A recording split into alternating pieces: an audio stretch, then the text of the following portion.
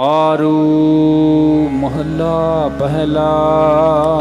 ਮਾਰੂ ਰਾਗ ਵਿੱਚ ਪਹਿਲੇ ਪਾਤਸ਼ਾਹ ਧੰਨ ਧੰਨ ਸਤਿਗੁਰੂ ਸ੍ਰੀ ਗੁਰੂ ਨਾਨਕ ਦੇਵ ਸਾਹਿਬ ਜੀ ਮਹਾਰਾਜ ਸ਼ੋ ਪਾਵਨ ਉਪਦੇਸ਼ ਦੀ ਬਖਸ਼ਿਸ਼ ਕਰ ਰਹੇ ਹਨ।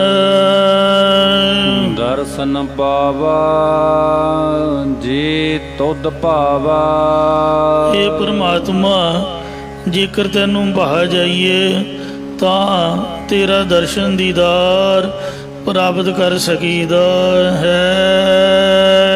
ਭਾਈ ਭਗਤ ਸਾਚੇ ਗੁਣ ਗਾਵਾ। ਅਤੇ ਤੇਰੀ ਪ੍ਰੇਮਾ ਭਗਤੀ ਕਰਕੇ ਤੇਰੇ ਸੱਚੇ ਗੁਣਾਂ ਨੂੰ ਗਾਇਨ ਕਰੀਦਾ ਹੈ। ਤੁਧ ਭਾਣੇ ਤੂੰ ਭਾਵਹਿ ਕਰਤੇ। ਇਹ ਰਚਨਹਾਰ ਪਰਮਾਤਮਾ ਜਿਨ੍ਹਾਂ ਨੂੰ ਤੂੰ ਚੰਗਾ ਲੱਗਦਾ ਹੈ ਉਹ ਤੈਨੂੰ ਭਾਉਂਦੇ ਚੰਗੇ ਲੱਗਦੇ ਹਨ। ਆਪੇ ਰਸਨ ਰਸਾਈ ਦਾ। ਤੂੰ ਆਪ ਹੀ ਉਹਨਾਂ ਦੀ ਰਸਨਾ ਨੂੰ ਆਪਣੇ ਪ੍ਰੇਮ ਰਸ ਵਿੱਚ ਰਸਾ ਦਿੰਦਾ ਹੈ। ਸੋਹਨ ਭਗਤ ਪ੍ਰਭੂ ਦਰਬਾਰੇ। हे ਪਰਮੇਸ਼ਰ ਤੇਰੇ ਸੱਚਖੰਡ ਜਾਂ ਸਤਸੰਗਤ ਰੂਪ ਦਰਬਾਰ ਵਿੱਚ ਤੇਰੇ ਸੇਵਕ ਜਨ ਸ਼ੋਭਦੇ ਹਨ ਜਾਂ ਤੇਰੇ ਸਰੂਪ ਜਾਂ ਗਿਆਨ ਰੂਪੀ ਦਰਬਾਰ ਵਿੱਚ ਸਥਿਤ ਹੋ ਕੇ ਸ਼ੋਭਦੇ ਹਨ। ਮੁਕਤ ਭਏ ਹਰਦਾਸ ਤੁਮਾਰੇ। ਇਹ ਹਰੀ ਪ੍ਰਮਾਤਮਾ ਤੇਰੇ ਸੇਵਕ ਜਨ ਸੰਸਾਰਕ ਬੰਧਨਾਂ ਤੋਂ ਮੁਕਤ ਹੋਏ ਹਨ। ਆਪ ਗਵਾਈ ਤੇਰਾ ਰੰਗ ਰਾਤੇ। ਉਹ ਸੇਵਕ ਆਪਾ ਭਾਵ ਹੰਕਾਰ ਗਵਾ ਕੇ ਤੇਰੇ ਪ੍ਰੇਮ ਦੇ ਵਿੱਚ ਰੰਗੇ ਰਹਿੰਦੇ ਹਨ। ਆਨੰਦਿਨ ਨਾਮ ਧਿਆਈ ਦਾ। ਅਤੇ ਰਾਤ ਦਿਨ ਉਹਨਾਂ ਦਾ ਮਨ ਤੇਰੇ ਨਾਮ ਨੂੰ ਧਿਆਉਂਦਾ ਰਹਿੰਦਾ ਹੈ। ਈਸ਼ਰ ਬ੍ਰਹਮਾ ਦੇਵੀ ਦੇਵਾ। ਇਹ ਸਮਰੱਥ ਪਰਮਾਤਮਾ ਸ਼ਿਵ ਜੀ ਬ੍ਰਹਮਾ ਅਨੰਤ ਦੇਵੀਆਂ ਅਤੇ ਦੇਵਤੇ। ਇੰਦਰ ਤਪੇ ਮੋਨ ਤੇਰੀ ਸੇਵਾ। ਇੰਦਰ ਤਪੀਸ਼ਰ ਰਿਸ਼ੀ ਮੁਨੀ ਆਦਿਕ ਸਭ ਤੇਰੀ ਹੀ ਭਗਤੀ ਰੂਪ ਸੇਵਾ ਟਹਿਲ ਕਰਦੇ ਹਨ। ਜਤੀ ਸਤੀ ਕੇਤੇ ਬਨਵਾਸੀ।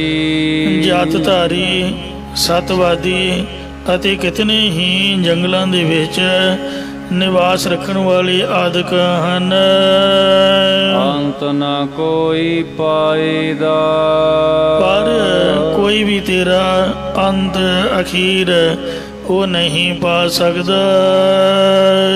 ਬਿਨ ਜਾਣਾ ਏ ਕੋਈ ਨਾ ਜਾਣੈ। हे ਪ੍ਰਮਾਤਮਾ ਸਤਿਗੁਰਾਂ ਦੁਆਰਾ ਤੇਰਾ ਸਰੂਪ ਜਨਾਉਣ ਤੋਂ ਬਿਨਾ ਆਪੇ ਕੋਈ ਵੀ ਤੇਰੇ ਤੋਂ ਹੀ ਜਾਣ ਨਹੀਂ ਸਕਦਾ। ਜੋ ਕਿਛ ਕਰੇ ਸੋ ਆਪਣ ਭਾਣੈ। ਤੂੰ ਜੋ ਕੁਝ ਵੀ ਕਰਦਾ ਹੈ ਉਹ ਆਪ ਦੇ ਹੁਕਮ ਦੇ ਅਨੁਸਾਰ ਹੀ ਕਰਦਾ ਹੈ। ਲੱਖ 84 ਜੀਉ ਪਾਏ। ਤੂੰ ਆਪ ਹੀ 84 ਲੱਖ ਜੂਨਾਂ ਦੇ ਜੀਵ ਪੈਦਾ ਕੀਤੇ ਹਨ। ਭਾਣੈ ਸਾਹ ਲਵਾਈ ਦਾ। ਤੂੰ ਆਪਣੇ ਹੁਕਮ ਅਨੁਸਾਰ ਹੀ ਜੀਵਨ ਨੂੰ ਸਵਾਸ ਲੈਣਾ ਕਰਾਉਂਦਾ ਹੈ। ਜੋ ਤਿਸ ਭਾਵੈ ਸੋ ਨਿਸ਼ਚਾ ਹੋਵੈ। ਜੋ ਤਿਸ ਆਪ ਜੀ ਨੂੰ ਭਾਉਂਦਾ ਹੈ ਉਹ ਨਿਸ਼ਚੈ ਕਰਕੇ ਜ਼ਰੂਰ ਭਰ ਜ਼ਰੂਰ ਹੁੰਦਾ ਹੈ। ਮਨ ਮੁਖ ਆਪ ਗਣਾਏ ਰੂਵੈ, ਪਰ ਮਨਮੁਖ ਪੁਰਖ ਆਪਣਾ ਆਪ ਜਣਾਉਂਦਾ ਹੈ, ਗਿਣਾਉਂਦਾ ਹੈ। ਇਸੇ ਕਰਕੇ ਅੰਧ ਨੂੰ ਉਹ ਰੋਂਦਾ ਹੈ। ਨਾਮ ਭੁੱਲਾ ਠੌਰ ਨਾ ਪਾਏ, ਉਹ ਤੇਰੇ ਨਾਮ ਤੋਂ ਭੁੱਲਾ ਹੋਇਆ ਲੋਕ ਪਰਲੋਕ ਦੇ ਵਿੱਚ ਅਸਥਿਤੀ ਥਾਂ ਨਹੀਂ ਪਾਉਂਦਾ। ਆਏ ਜਾਏ ਦੁੱਖ ਪਾਏਦਾ, ਇਸ ਲਈ ਉਹ ਜਨਮ ਧਾਰ ਕੇ ਆਉਂਦਾ ਅਤੇ ਮਰ ਕੇ ਜਾਂਦਾ ਹੋਇਆ ਦੁੱਖ ਪ੍ਰਾਪਤ ਕਰਦਾ ਹੈ। ਨਿਰਮਲ ਕਾਇਆ ਉਜਲ ਹੰਸਾ, ਜਿਸ ਪੁਰਖ ਦੀ ਬੁੱਧੀ ਰੂਪ ਦੇਹੀ ਵੀ ਮੈਲ ਤੋਂ ਰਹਿਤ ਪਵਿੱਤਰ ਅਤੇ ਜੀਵਾਤਮਾ ਵੀ ਪਵਿੱਤਰ ਹੈ। ਇਸ ਵਿੱਚ ਨਾਮ ਨਿਰੰਜਨ ਅੰਸਾ, ਤਿਸ ਪੁਰਖ ਦੇ ਹਿਰਦੇ ਵਿੱਚ ਸ਼ੁੱਧ ਸਰੂਪ ਪ੍ਰਭੂ ਦੇ ਨਾਮ ਦੀ ਅੰਸ਼ ਹੈ। ਭਾਵ ਉਸ ਦੇ ਹਿਰਦੇ ਅੰਦਰ ਨਾਮ ਕਰਕੇ ਸਰੂਪ ਦੀ ਸਖਿਆਤਤਾ ਹੋ ਗਈ ਹੈ। ਸਗਲੇ ਦੁਖ ਅੰਮ੍ਰਿਤ ਕਰ ਪੀਵੈ, ਉਹ ਗੁਰਮੁਖ ਸਾਰੇ ਕਸ਼ਟਾਂ ਨੂੰ ਅੰਮ੍ਰਿਤ ਸੁਖ ਰੂਪ ਕਰਕੇ ਪੀ ਲੈਂਦਾ ਹੈ, ਜਾਂ ਅੰਮ੍ਰਿਤ ਨਾਮ ਕਰਕੇ ਸਾਰੇ ਦੁੱਖਾਂ ਨੂੰ ਪੀ ਲੈਂਦਾ, ਭਾਵ ਨਾਸ਼ ਕਰ ਲੈਂਦਾ ਹੈ। ਬਾਹੁਡ ਦੁਖ ਨਾ ਪਾਈਦਾ, ਫਿਰ ਜੰਮਣ ਮਰਨ ਆਦਿਕ ਦੁੱਖਾਂ ਨੂੰ ਪਾਉਣਾ ਨਹੀਂ ਕਰਦਾ। ਬਹੁ ਸਾਧਹੁ ਦੁਖ ਪ੍ਰਾਪਤ ਹੋਵੈ, ਬਹੁਤ ਸਾਰੇ ਵਿਸ਼ਿਆਂ ਆਦਿਕਾਂ ਦੇ ਸਵਾਦਾਂ ਕਰਕੇ ਦੁੱਖ ਹੀ ਪ੍ਰਾਪਤ ਹੁੰਦਾ ਹੈ। ਭੋਗਹੁ ਰੋਗ ਸੋ ਅੰਤ ਵਿਗੂਵੈ, ਭੋਗਾਂ ਕਰਕੇ ਰੋਗ ਚੰਬੜਦੇ ਨੇ, ਮਤਲਬ ਪ੍ਰਾਪਤ ਹੁੰਦੇ ਨੇ, ਅਤੇ ਅਖੀਰ ਨੂੰ ਉਹ ਭੋਗਾਂ ਦੀ ਇੱਛਾ ਮਨੁੱਖ ਨੂੰ ਖਰਾਬ ਕਰਦੀ ਹੈ। ਕਾਮ ਕ੍ਰੋਧ ਕਾਇਆ ਕੋ ਗੱਲ, ਜਿਉ ਕੰਚਨ ਸੁਹਾਗ ਢਲ। ਆਰਖੋ ਸੋਗ ਨਾ ਮਿਟਾਈ ਕਬਹੂ, ਦੁਨੀਆ ਦੀਆਂ ਖੁਸ਼ੀਆਂ ਤੋਂ ਪ੍ਰਾਪਤ ਹੋਏ ਗਮ ਜਾਂ ਪਦਾਰਥਾਂ ਦੀ ਪ੍ਰਾਪਤੀ ਤੋਂ ਖੁਸ਼ੀ ਅਤੇ ਵਿਛੋੜੇ ਤੋਂ ਗਮ ਆਦਿਕ ਕਦੇ ਵੀ ਨਹੀਂ ਮਿਟਦੇ। ਬਿਨ ਭਾਣੇ ਪਰਮਾਈ ਦਾ, ਇਉਂ ਜੀਵ ਪ੍ਰਭੂ ਦੇ ਹੁਕਮ ਮੰਨੇ ਤੋਂ ਬਿਨਾ ਅਨੇਕਾਂ ਜੂਨਾਂ ਦੇ ਵਿੱਚ ਭਟਕਾਇਆ ਜਾਂਦਾ ਹੈ। ਗਿਆਨ ਵਿਹੂਣੀ ਭਵੈ ਸਬਾਈ, ਪ੍ਰਭੂ ਗਿਆਨ ਤੋਂ ਖਾਲੀ ਸਾਰੀ ਸ੍ਰਿਸ਼ਟੀ ਪ੍ਰਭੂ ਦੇ ਗਿਆਨ ਤੋਂ ਵਿਅਰਥ ਹੀ ਭਟਕ ਰਹੀ ਹੈ। ਸਾਚਾ ਰਬ ਰਹਿਆ ਲਿਵ ਲਾਈ, ਜਿਸ ਨੇ ਪ੍ਰਭੂ ਨਾਮ ਦੇ ਵਿੱਚ ਆਪਣੀ ਬਿਰਤੀ ਲਾਈ ਹੈ, ਉਸ ਨੇ ਸੱਚਾ ਪਰਮਾਤਮਾ ਸਾਰੇ ਵਿਆਪਕ ਹੋ ਰਿਹਾ ਨਿਸ਼ਚੈ ਕੀਤਾ ਹੈ। ਜਾਂ ਜੋ ਸੱਚਾ ਪਰਮਾਤਮਾ ਸਾਰੇ ਵਿਆਪਕ ਹੋ ਰਿਹਾ ਹੈ, ਉਸ ਵਿੱਚ ਗੁਰਮੁਖ ਜਨਾਂ ਨੇ ਆਪਣੀ ਬਿਰਤੀ ਜੋੜਨਾ ਕੀਤੀ ਹੈ। ਨਿਰਭਉ ਸ਼ਬਦ ਗੁਰੂ ਸੱਚ ਜਾਤਾ, ਜਿਸ ਨੇ ਗੁਰਾਂ ਦੇ ਉਪਦੇਸ਼ ਦੀ ਕਮਾਈ ਕਰਕੇ ਭੈ ਤੋਂ ਰਹਿਤ ਸੱਚੇ ਪਰਮਾਤਮਾ ਨੂੰ ਜਾਣ ਲਿਆ ਹੈ। ਜਾਂ ਜਿਸ ਨੇ ਗੁਰਾਂ ਦਾ ਸ਼ਬਦ ਜਾਣ ਲਿਆ ਹੈ, ਉਹ ਨਿਰਭੈ ਸਰੂਪ ਨੂੰ ਪ੍ਰਾਪਤ ਹੋਇਆ ਹੈ। ਜੋਤੀ ਜੋਤ ਮਿਲਾਈ ਦਾ, ਉਸ ਦੀ ਪਰਤਕ ਜੋਤ ਨੂੰ ਅਦਵੈਤ ਆਨੰਦ ਰੂਪ ਜੋਤੀ ਸਰੂਪ ਆਪਣੇ ਵਿੱਚ ਮੇਲ ਲੈਂਦਾ ਹੈ। ਅਟਲ ਅਡੋਲ ਅਤੋਲ ਮੁਰਾਰੇ। ਉਹ ਪਰਮਾਤਮਾ ਅਸਥਿਤ, ਟਲਣ ਤੋਂ ਰਹਿਤ, ਡੋਲਣ ਤੋਂ ਰਹਿਤ, ਤੋਲਣ ਤੋਂ ਰਹਿਤ, ਭਾਵ ਬੁੱਧ ਰੂਪ ਤਰਾਜੂ ਤਕੜੀ ਵਿੱਚ ਸ਼ਾਸਤਰ ਪ੍ਰਮਾਣ ਨੂੰ ਵਟੇ ਪਾ ਕੇ ਤੋਲਿਆ ਨਹੀਂ ਜਾ ਸਕਦਾ। ਮੋਹ ਆਦਿਕ ਦੈਂਤ ਨੂੰ ਨਾਸ਼ ਕਰਨ ਵਾਲਾ ਜਾਂ ਮੋਹ ਹੰਕਾਰ ਰੂਪ ਦੈਂਤਾਂ ਦਾ ਨਾਸ਼ ਕਰਨ ਵਾਲਾ ਹੈ। ਇਨ ਮਹਿ ਟਾਹੇ ਫੇਰੋ ਸਾਰੇ। ਇੱਕ ਖਿਨ ਛਿਨ ਵਿੱਚ ਹੀ ਰਚੇ ਹੋਏ ਸੰਸਾਰ ਨੂੰ ਢਾਹ ਦਿੰਦਾ, ਨਾਸ਼ ਕਰ ਦਿੰਦਾ ਹੈ ਅਤੇ ਮੁੜ ਪੈਦਾ ਕਰ ਦਿੰਦਾ ਹੈ। ਜਾਂ ਇੱਕ ਛਿਨ ਵਿੱਚ ਹੀ ਰਚੀ ਹੋਈ ਆਸੁਰੀ ਸੰਪਦਾ ਨੂੰ ਢਾਹ ਕੇ ਫਿਰ ਸ਼ੁਭ ਗੁਣਾਂ ਨੂੰ ਉਸਾਰ ਦਿੰਦਾ ਹੈ। ਰੂਪ ਨਾ ਰਿਖਿਆ ਮਿਤ ਨਹੀਂ ਕੀਮਤ। ਉਸ ਪ੍ਰਭੂ ਪਰਮਾਤਮਾ ਦਾ ਕੋਈ ਆਕਾਰ ਮਸ਼ਕਸ਼ ਰੂਪ ਲਕੀਰ ਨਹੀਂ ਹੈ।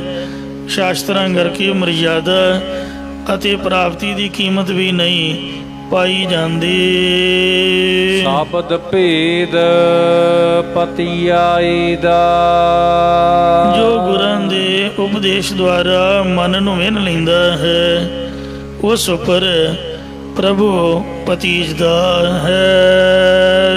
ਹਮ ਦਾਸਨ ਕੇ ਦਾਸ ਪਿਆਰੇ। ਅਸੀਂ ਪਰਮਾਤਮਾ ਦੇ ਉਹਨਾਂ ਸੇਵਕਾਂ ਦੇ ਸੇਵਕ ਹਾਂ। ਸਾਧਕ ਸਾਚ ਭਲੇ ਵਿਚਾਰੇ। ਜੋ ਸਾਧਨਾ ਕਰਨ ਵਾਲੇ ਸੱਚੇ ਪ੍ਰਭੂ ਨੂੰ ਭਲੀ ਪ੍ਰਕਾਰ ਵਿਚਾਰਦੇ ਹਨ।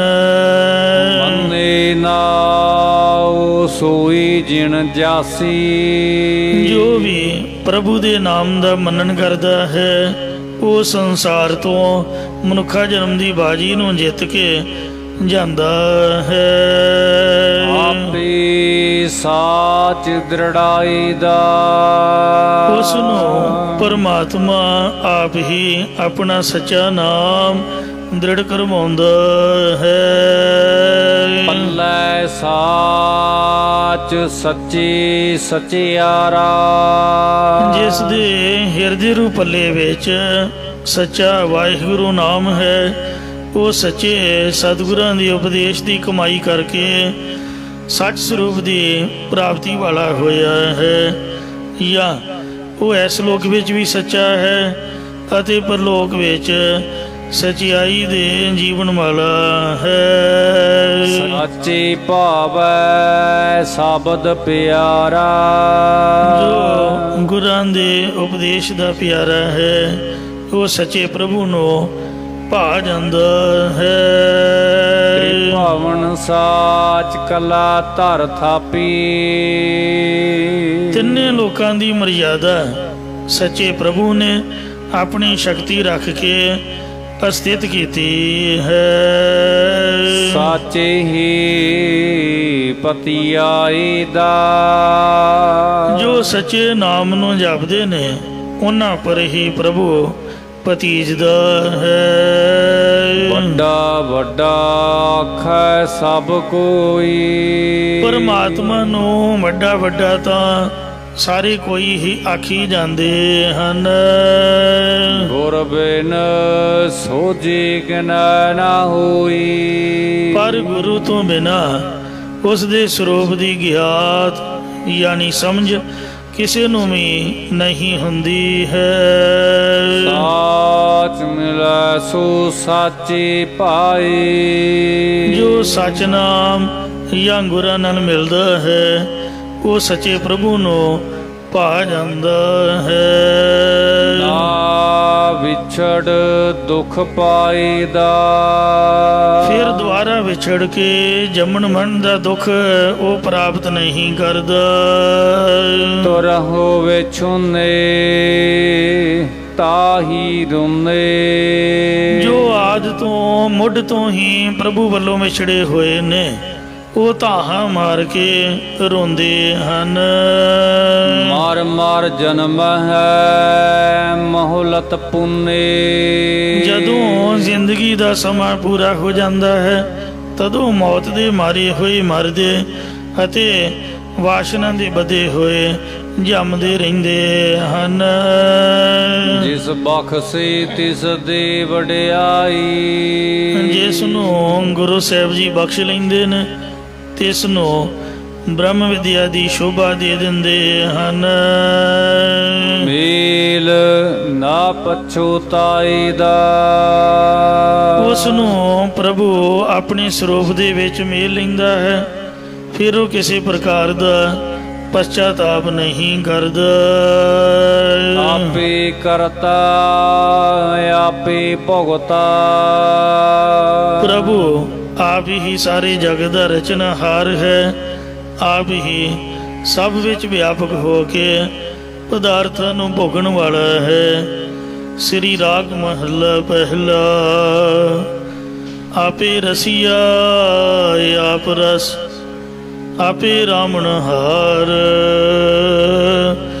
ਆਪੇ ਹੋਵੇ ਚੋਲੜਾ ਆਪੇ ਸੇਜ ਪਤਾਰ।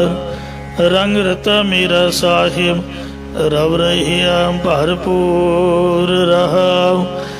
ਆਪੇ ਮਾਛੀ ਮਛਲੀ ਆਪੇ ਪਾਣੀ ਜਾਲ। ਆਪੇ ਜਾਲ ਮਨਕੜ ਆਪੇ ਅੰਦਰ ਲਾ। ਆਪੇ ਬਹੁ ਵਿਧ ਰੰਗੂਲਾ ਸਖੀਏ ਮੇਰਾ ਲਾਲ ਰਹਾਉ। ਇਉਂ ਆਪ ਹੀ ਕਰਤਾ ਤੇ ਆਪ ਹੀ ਭੋਗਣ ਵਾਲਾ ਭੋਗੀ ਹੈ। ਕਹੂੰ ਨਰ ਕਹੂੰ ਨਾਰ ਹੋ ਕਹੂੰ ਨਿਜ ਨਾਰ ਕਹੂੰ ਪਰ ਨਾਰ ਕੇ ਨਕੇਤ ਗੋ।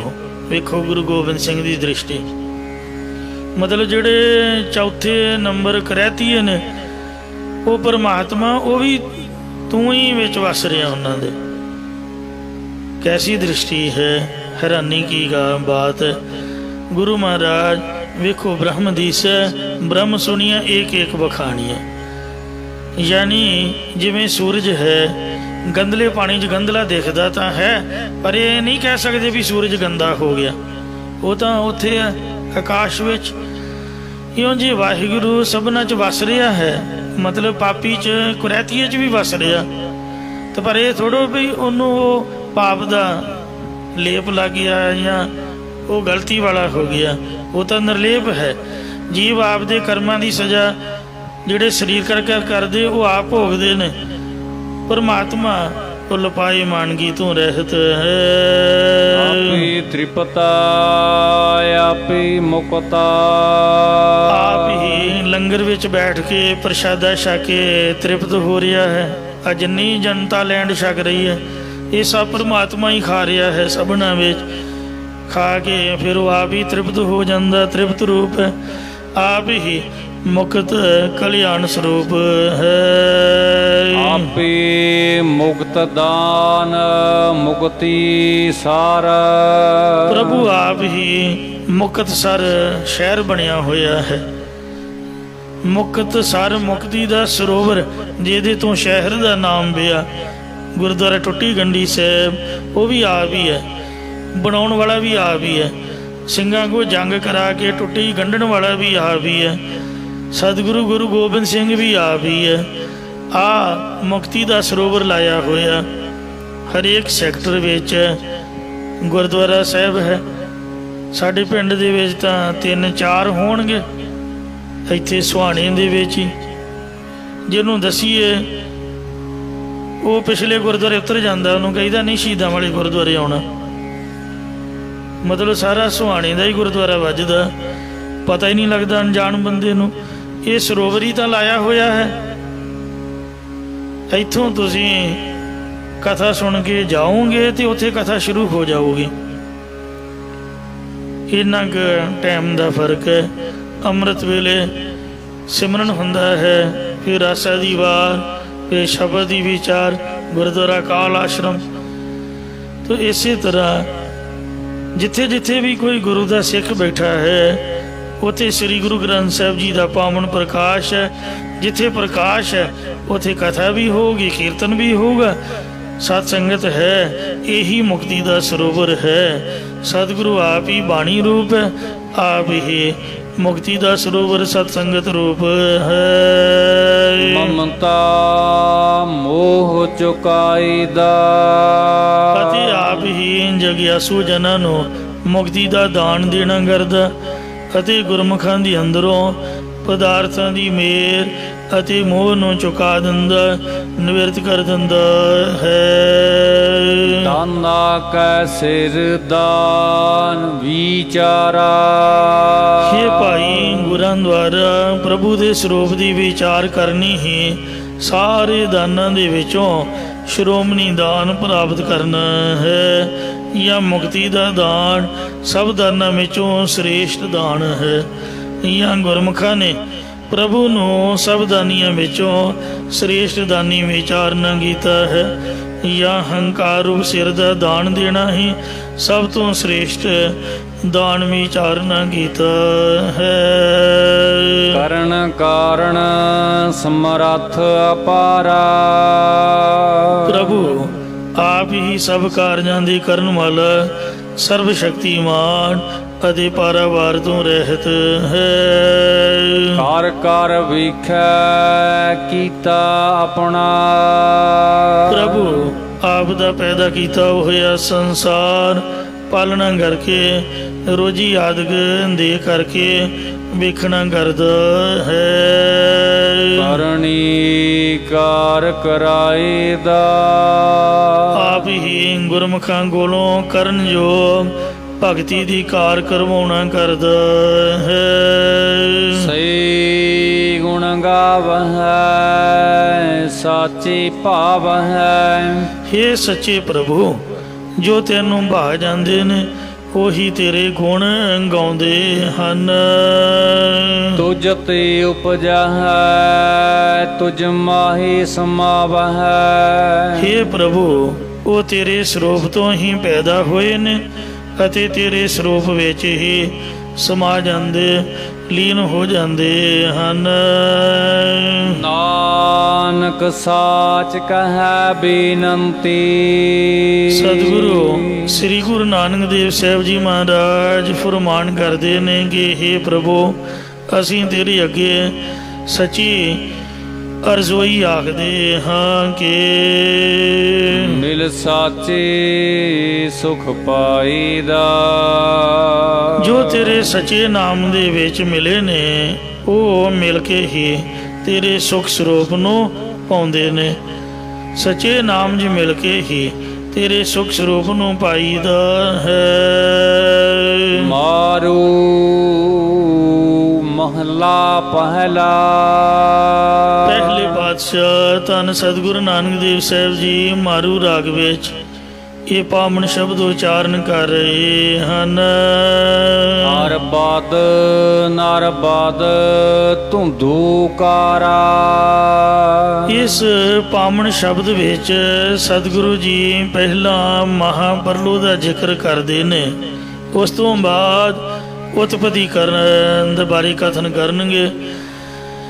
ਅਰਬਦ ਨਰਬਦ ਧੁੰਦੂਕਾਰਾ, ਮਹਾਪਰਲੋ ਦੇ ਸਮੇਂ ਵਿੱਚ ਜਗਤ ਰਚਨਾ ਤੋਂ ਪਹਿਲਾਂ ਅਰਬਦ ਅਰਬ ਗਿਣਤੀ ਅਤੇ ਨਰਬਦ ਅਰਬ ਗਿਣਤੀ ਤੋਂ ਰਹਿਤ, ਭਾਵ ਜੋ ਗਿਣਤੀ ਤੋਂ ਅਣਗਿਣਤ ਸਮਾਂ ਗੁਜ਼ਰਿਆ ਸੀ, ਕੋਈ ਉਹਦੇ ਬਾਰੇ ਕਹਿ ਨਹੀਂ ਸਕਦਾ। ਉਸ ਸਮੇਂ ਧੁੰਦੂਕਾਰਾ ਘੁੱਪ ਹਨੇਰਾ ਹੀ ਹਨੇਰਾ ਸੀ ਮਹਾਪਰਲੋ ਦੇ ਸਮੇਂ। ਸਾਧ ਸੰਗਤ ਜੀਓ, ਪਰਲੋ 5 ਪ੍ਰਕਾਰ ਦੀ ਹੁੰਦੀ ਹੈ। ਕਈ ਵਿਦਵਾਨਾਂ ਨੇ 4 ਪ੍ਰਕਾਰ ਦੀ ਵੀ ਮੰਨੀ ਹੈ, ਪਰ ਮਹਾਂਪੁਰਖ ਸੰਤ ਗਿਆਨੀ ਗੁਰਬਚਨ ਸਿੰਘ ਜੀ ਖਾਲਸਾ ਪਿੰਡਾਂ ਵਾਲਿਆਂ ਨੇ ਕਥਾ ਦੇ ਵਿੱਚ ਬਚਨ ਕੀਤੇ ਨੇ ਕਿ ਪਰਲੋ 5 ਪ੍ਰਕਾਰ ਦੀ ਹੁੰਦੀ ਹੈ।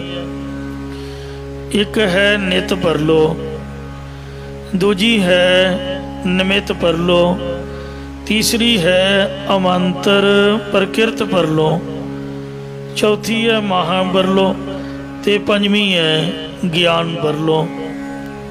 ਨਿਤ ਪਰਲੋ ਜਦੋਂ ਅਸੀਂ ਸੌਂ ਜਾਂਦੇ ਹਾਂ ਉਸ ਵੇਲੇ ਸਾਨੂੰ ਕੋਈ ਵੀ ਸੁਰਤ ਨਹੀਂ ਹੁੰਦੀ, ਭਾਵੇਂ ਸਾਡੀ ਕੋਈ ਵਸਤੂ ਚੁੱਕ ਕੇ ਲੈ ਜਾਏ ਤੇ ਉਹਨੂੰ ਨਿਤ ਪਰਲੋ ਭਾਵ ਨਿਤ ਦੀ ਪਰਲੋ ਕਹਿੰਦੇ ਨੇ। ਦੂਜੀ ਹੈ ਨਿਮਿਤ ਪਰਲੋ, ਜੋ ਉਮਰ ਇਸ ਜੀਵ ਨੂੰ ਕਰਤੇ ਨੇ ਦਿੱਤੀ ਹੈ। ਜਦ ਪ੍ਰਲਬਧ ਪੂਰੀ ਹੋ ਜਾਏ ਉਸ ਪ੍ਰਲਬਧ ਨੂੰ ਭੋਗ ਕੇ ਜੀਵ ਸਰੀਰ ਛੱਡਦਾ ਭਾਵ ਮੌਤ ਆ ਜਾਂਦੀ ਹੈ, ਉਸ ਨੂੰ ਨਿਮਿਤ ਪਰਲੋ ਕਹਿੰਦੇ ਨੇ। ਜੇ ਬੰਦਾ ਆਪ ਹੀ ਮਰ ਗਿਆ ਉਹਦੇ ਭਾਣੇ ਸਾਰੇ ਮਰ ਗਏ, ਉਹਦੇ ਭਾਣੇ ਪਰਲੋ ਹੀ ਹੋ ਗਈ, ਬੰਦਾ ਹੀ ਜਿਉਂਦਾ ਨਹੀਂ ਰਿਹਾ, ਪਰਲੋ ਹੀ ਹੈ। ਫਿਰ ਤੀਸਰੀ ਹੈ ਅਮੰਤਰ ਪ੍ਰਕਿਰਤਕ ਪਰਲੋ। ਜਦੋਂ ਬ੍ਰਹਮਾ ਜੀ ਦਾ ਦਿਨ ਗੁਜ਼ਰ ਜਾਂਦਾ ਹੈ, ਬ੍ਰਹਮਾ ਰਾਤ ਨੂੰ ਸੌਂ ਜਾਂਦਾ ਹੈ, ਉਸ ਵੇਲੇ ਕਦੇ ਪਾਣੀ ਦੀ ਪਰਲੋ, ਕਦੇ ਅਗਨੀ ਦੀ ਪਰਲੋ ਆਦਿ ਇਹਨਾਂ ਤੱਤਾਂ ਦੀ ਪਰਲੋ ਹੁੰਦੀ ਹੈ। ਦਿਨ ਜਿਹੜੇ ਤੋਂ ਬ੍ਰਹਮਾ ਜਗਤ ਦੀ ਰਚਨਾ ਕਰਨ ਲੱਗ ਜਾਂਦਾ ਤੇ ਸੌਣ ਤੋਂ ਬਾਅਦ ਪਰਲੋ ਆ ਜਾਂਦੀ ਹੈ, ਮਤਲਬ ਉਹਦਾ ਦਿਨ ਤੇ ਰਾਤ ਹੀ ਇੰਨਾ ਵੱਡਾ ਬਣ ਜਾਂਦਾ। ਇਹ ਪ੍ਰਕਿਰਤ ਅਮੰਤਰ ਪਰਲੋ ਕਹਾਉਂਦੀ ਹੈ। ਜਾਂ ਜਿਸ ਸਮੇਂ ਮਾਤਲੋਕ ਦੇ ਸਾਰੇ ਜੀਵ ਜੰਤ ਖਤਮ ਹੋ ਜਾਣ ਅਤੇ ਬ੍ਰਹਮਪੁਰੀ, ਵਿਸ਼ਨਪੁਰੀ, ਸ਼ਿਵਪੁਰੀ ਤੇ ਇੰਦਰਪੁਰੀ ਆਦਿਕ ਲੋਕ ਕਾਇਮ ਰਹਿਣ, ਧਰਤੀ ਤੇ ਜਲ ਹੀ ਜਲ ਹੋ ਜਾਂਦਾ, ਉਸ ਨੂੰ ਅਮੰਤਰ ਪਰਲੋ ਕਹਿੰਦੇ ਨੇ। ਜਿਸ ਸਮੇਂ ਪ੍ਰਕਿਰਤ ਪਰਲੋ ਹੋਈ ਤਾਂ ਸਾਰੇ ਜਲ ਹੋ ਗਿਆ ਸੀ। ਇੱਕ ਮਾਰਕੰਡਾ ਰਿਖੀ ਜਲ ਉੱਤੇ ਤਰਦਾ ਜਾ ਰਿਹਾ ਸੀ। ਜਦੋਂ ਇਹ ਤਰਦਾ ਤਰਦਾ ਪ੍ਰਯਾਗਰਾਜ ਪਹੁੰਚਿਆ, ਉੱਥੇ ਇੱਕ ਬਟ ਹੈ, ਮਤਲਬ ਬੋਹੜ ਦਾ ਬ੍ਰਿਕਸ਼, ਉਸ ਉੱਤੇ ਬਾਲਾ ਪ੍ਰੀਤਮ ਬੈਠਾ ਇਸ ਕੌਤਕ ਨੂੰ ਵੇਖ ਰਿਹਾ ਸੀ। ਬਾਲਾ ਪ੍ਰੀਤਮ ਮੀਨਿੰਗ ਪਰਮਾਤਮਾ, ਛੋਟਾ ਜਿਹਾ ਬੱਚਾ, ਉਹ ਜੋ ਮਰਜ਼ੀ ਬਣ ਜਾਏ, ਉਹਦੀ ਮੌਜ ਹੈ। ਉਸ ਸਮੇਂ ਬਟ ਨਾਲ ਮਾਰਕੰਡਾ ਰਿਖੀ ਵੀ ਜਾ ਲੱਗਾ ਤੇ ਨਿੱਕੇ ਬਾਲਕ ਨੂੰ ਬ੍ਰਿਕਸ਼ ਤੇ ਬੈਠਾ ਵੇਖ ਕੇ ਮਾਰਕੰਡੇ ਨੇ ਪੁੱਛਿਆ ਕਿ ਤੂੰ ਕੌਣ ਹੈ, ਇੱਥੇ ਬੈਠਾ ਕੀ ਵੇਖਦਾ ਹੈ? ਤਾਂ ਉਸ ਬਾਲਕ ਨੇ ਕਿਹਾ ਕਿ ਮੈਂ ਈਸ਼ਵਰ ਹਾਂ, ਈਸ਼ਵਰ। ਹੁਣ ਬਾਲਾ ਪ੍ਰੀਤਮ ਰੂਪ ਧਾਰ ਕੇ ਇਸ ਪ੍ਰਕਿਰਤਕ ਪਰਲੋ ਨੂੰ ਵੇਖ ਕੇ ਖੁਸ਼ ਹੋ ਰਿਹਾ ਹਾਂ। ਜਦੋਂ ਇਹ ਜਲ ਮੁੱਕੇਗਾ ਫਿਰ ਮੈਂ ਸ੍ਰਿਸ਼ਟੀ ਨੂੰ ਰਚਾਂਗਾ। ਸੋ ਇਸ ਤਰ੍ਹਾਂ ਪ੍ਰਕਿਰਤਕ ਪਰਲੋ ਕਥਨ ਕੀਤੀ ਹੈ। ਚੌਥੀ ਹੈ ਮਹਾਪਰਲੋ। ਜਦੋਂ ਬ੍ਰਹਮਾ, ਵਿਸ਼ਨੂੰ, ਸ਼ਿਵ ਜੀ ਤਿੰਨਾਂ ਦੀਆਂ ਉਮਰਾਂ ਪੂਰੀਆਂ ਹੋ ਜਾਂਦੀਆਂ ਨੇ, ਸਾਰੇ ਜੀਵਾਂ ਦੇ ਕੀਤੇ ਹੋਏ ਕਰਮ ਫਲ ਦੇਣ ਨੂੰ ਸ਼ਾਂਤ ਹੋ ਜਾਂਦੇ ਨੇ ਅਤੇ ਸਾਰੇ ਜੀਵ ਧਰਤੀ ਉੱਪਰੋਂ ਨਾਸ਼ ਹੋ ਜਾਂਦੇ ਨੇ। ਧਰਤੀ ਪਾਣੀ 'ਚ ਮਿਲ ਜਾਂਦੀ ਹੈ, ਪਾਣੀ ਅੱਗ ਵਿੱਚ ਮਿਕਸ ਹੋ ਜਾਂਦਾ, ਅੱਗ ਹਵਾ ਵਿੱਚ ਤੇ ਹਵਾ ਆਕਾਸ਼ ਵਿੱਚ ਤੇ ਆਕਾਸ਼ ਮਾਇਆ ਵਿੱਚ ਤੇ ਮਾਇਆ ਨਿੱਕੀ ਜਿਹੀ ਇੱਕ ਬਿੰਦੀ ਜੀ ਬਣ ਕੇ ਸੂਖਮ ਰੂਪ ਹੋ ਕੇ ਅੰਤ ਨੂੰ ਬ੍ਰਹਮ ਦੇ ਵਿੱਚ ਲੀਨ ਹੋ ਜਾਂਦੀ ਹੈ। ਜਿਵੇਂ ਕੋਈ ਮਦਾਰੀ ਖੇਡਾਂ ਖੁੱਡਾਂ ਦਿਖਾ ਕੇ, ਤਮਾਸ਼ਾ ਤਮੂਸ਼ਾ ਦਿਖਾ ਕੇ ਜਦੋਂ ਨਿਆਣੇ 5 10 ਸੁੱਟਣ ਰੁਪਈਆ ਧੇਲੀ, ਉਦੋਂ ਆਪਦੀ ਸਾਰੀ ਟਿੰਡ ਫੋੜੀ ਉਹ ਝੋਲੀ ਜੀ 'ਚ ਪਾ ਕੇ ਮੋਢੇ 'ਤੇ ਰੱਖ ਕੇ ਤੇ ਡੰਡਾ ਫੜ ਕੇ ਚੱਲਦਾ ਲੱਗਦਾ। ਇੰਜ ਅੰਤਰਜਾਮੀ ਸਾਰੀ ਖੇਡ ਰਚ ਕੇ ਦੇਖਣ ਆਇਓ ਜਗਤ ਤਮਾਸ਼ਾ, ਫਿਰ ਆ ਵੀ ਉਹਨੂੰ ਸਮੇਟ ਕੇ ਸਾਰੀ ਸ੍ਰਿਸ਼ਟੀ ਦੀ ਰਚਨਾ ਰੂਪ ਚੀਜ਼ਾਂ ਨੂੰ ਆਪਣੀ ਇੱਛਾ ਰੂਪ ਝੋਲੀ 'ਚ ਪਾ ਕੇ ਤੇ ਚੱਲਦਾ ਲੱਗਦਾ। ਕੇਵਲ ਇੱਕ ਪਰਮਾਤਮਾ ਹੀ ਰਹਿ ਜਾਂਦਾ, ਉਹਦੇ ਤੋਂ ਬਗੈਰ ਹੋਰ ਕੋਈ ਦੂਜਾ ਨਹੀਂ ਹੁੰਦਾ। ਇਹਨੂੰ ਮਹਾਂਪਰਲੋ ਕਹਿੰਦੇ ਨੇ। ਜਿਸ ਪ੍ਰਕਾਰ ਕਰਤੇ ਪੁਰਖ ਨੇ ਮਨੁੱਖਾਂ ਦੀਆਂ ਉਮਰਾਂ ਲਿਖੀਆਂ ਨੇ, ਉਸੇ ਤਰ੍ਹਾਂ ਬ੍ਰਹਮਾ ਆਦਿਕ ਸਭ ਦੇਵਤਿਆਂ ਦੀਆਂ ਉਮਰਾਂ ਵੀ ਲਿਖੀਆਂ ਨੇ। ब्रह्मा जो के जन्म ते प्रगट हुए संसार अध्यात्म प्रकाश करता भाई पंडित सुखदेव सिंह जी। ब्रह्मा जो के जन्म ते प्रगट हुए संसार महाप्रलय हवै मरण ते यह बात निरतार। ब्रह्मा दे एक दिन नूं कल्प कहंदे ने। ब्रह्मा दे एक दिन में 14 इंद्र राज करके खत्म हो जाते, मानते हो? भाई गुरदास जी ने भी लिखे है, वो 12वीं वार की 10वीं पौड़ी जिक्र करते हैं। 14 इंद्र विनाश काल ब्रह्मे दा एक दिवस विहावै। असीं जो भी गल तुहाडे नाल करांगे नाल प्रमाण देंगे ते जिन्ने प्रमाण रचिया उहदा नाम दसांगे। अपने कोलों कोई गल तुहानूं नहीं सुना के जावांगे। क्योंकि जिहड़ी कथा है गुरबाणी दी है, ये च झूठ नहीं बोलिया जाता, अपने वालों कोई विचार पेश नहीं की जाती। बाणी की कथा नूं गुरबाणी के आधारित ही पंक्तियां नाल स्पष्ट किया जाता। या भाई गुरदास जी मन्ने परमन्ने ने कहते 14 इंद्र विनाश काल ब्रह्मे का एक दिवस विहावै, धंधे ही ब्रह्मा मिरै लोमस का एक रोम सजावै। ये दुनिया के रचन दे परलो के धंधे च ब्रह्मा मर मुर जाता। जदों ब्रह्मा उमर भोके मर जाए तो लोमस रिखी का एक रोम छिजदा है। वेखो एडे वड्डे रिखी रब ने बनाए ने। ब्रह्मा ही के दिवस को कल्प कहो सबतात, ब्रह्मा के दिन नूं कल्प कहंदे ने। जामै 14 इंद्र हवै राज करत मिट जात, अध्यात्म प्रकाश पंडित सुखदेव सिंह जी। सो जिस समय ना पंज तत्त ना ही सुखम दत्त ते ना ही कोई ब्रह्मा विष्णु शिव जी आदि हुंदे ने, उन्होंने महाबरलो कहंदे ने। गुरबाणी का भी फैसला ब्रह्मा विष्णु महेश न गोई, अवर न दिसै एको सोई। ओ पद परलो सप्रभ ते होवै, एह विचारी हर जनी। ये तो होगी दुनिया की परलो 4 प्रकार की। हुण ब्रह्म ज्ञान की परलो बारे तुहाडे नाल कथन करदे आ। जिहड़ी 5वीं है वह है ब्रह्म ज्ञान की परलो। पहली विदवता वालियां परलो जो ग्रंथां 'च लिखियां उहदे बारे तुहाडे नाल विचार की सांझ पाई है। ये जिहड़ी ज्ञान की परलो है ये विद्वानां नूं नहीं पता है, मतलब जिन्हों खुद आप ही ज्ञान नहीं। ब्रह्म ज्ञान की परलो जिस अविद्या करके सारा संसार बनिया होया है, सारे ब्रह्म ज्ञान करके परलो हो जानी है। केवल एक अद्वैत रूप नूं देख लेना है, उसनों ज्ञान परलो कहंदे ने। तो इंज सतगुरु जी महाराज पहले पातशाह ये परलोआं बारे ते उत्पत्ति बारे बड़े ही विस्तार पूर्वक 16 शब्द दे विच विचार पेश कर रहे हैं।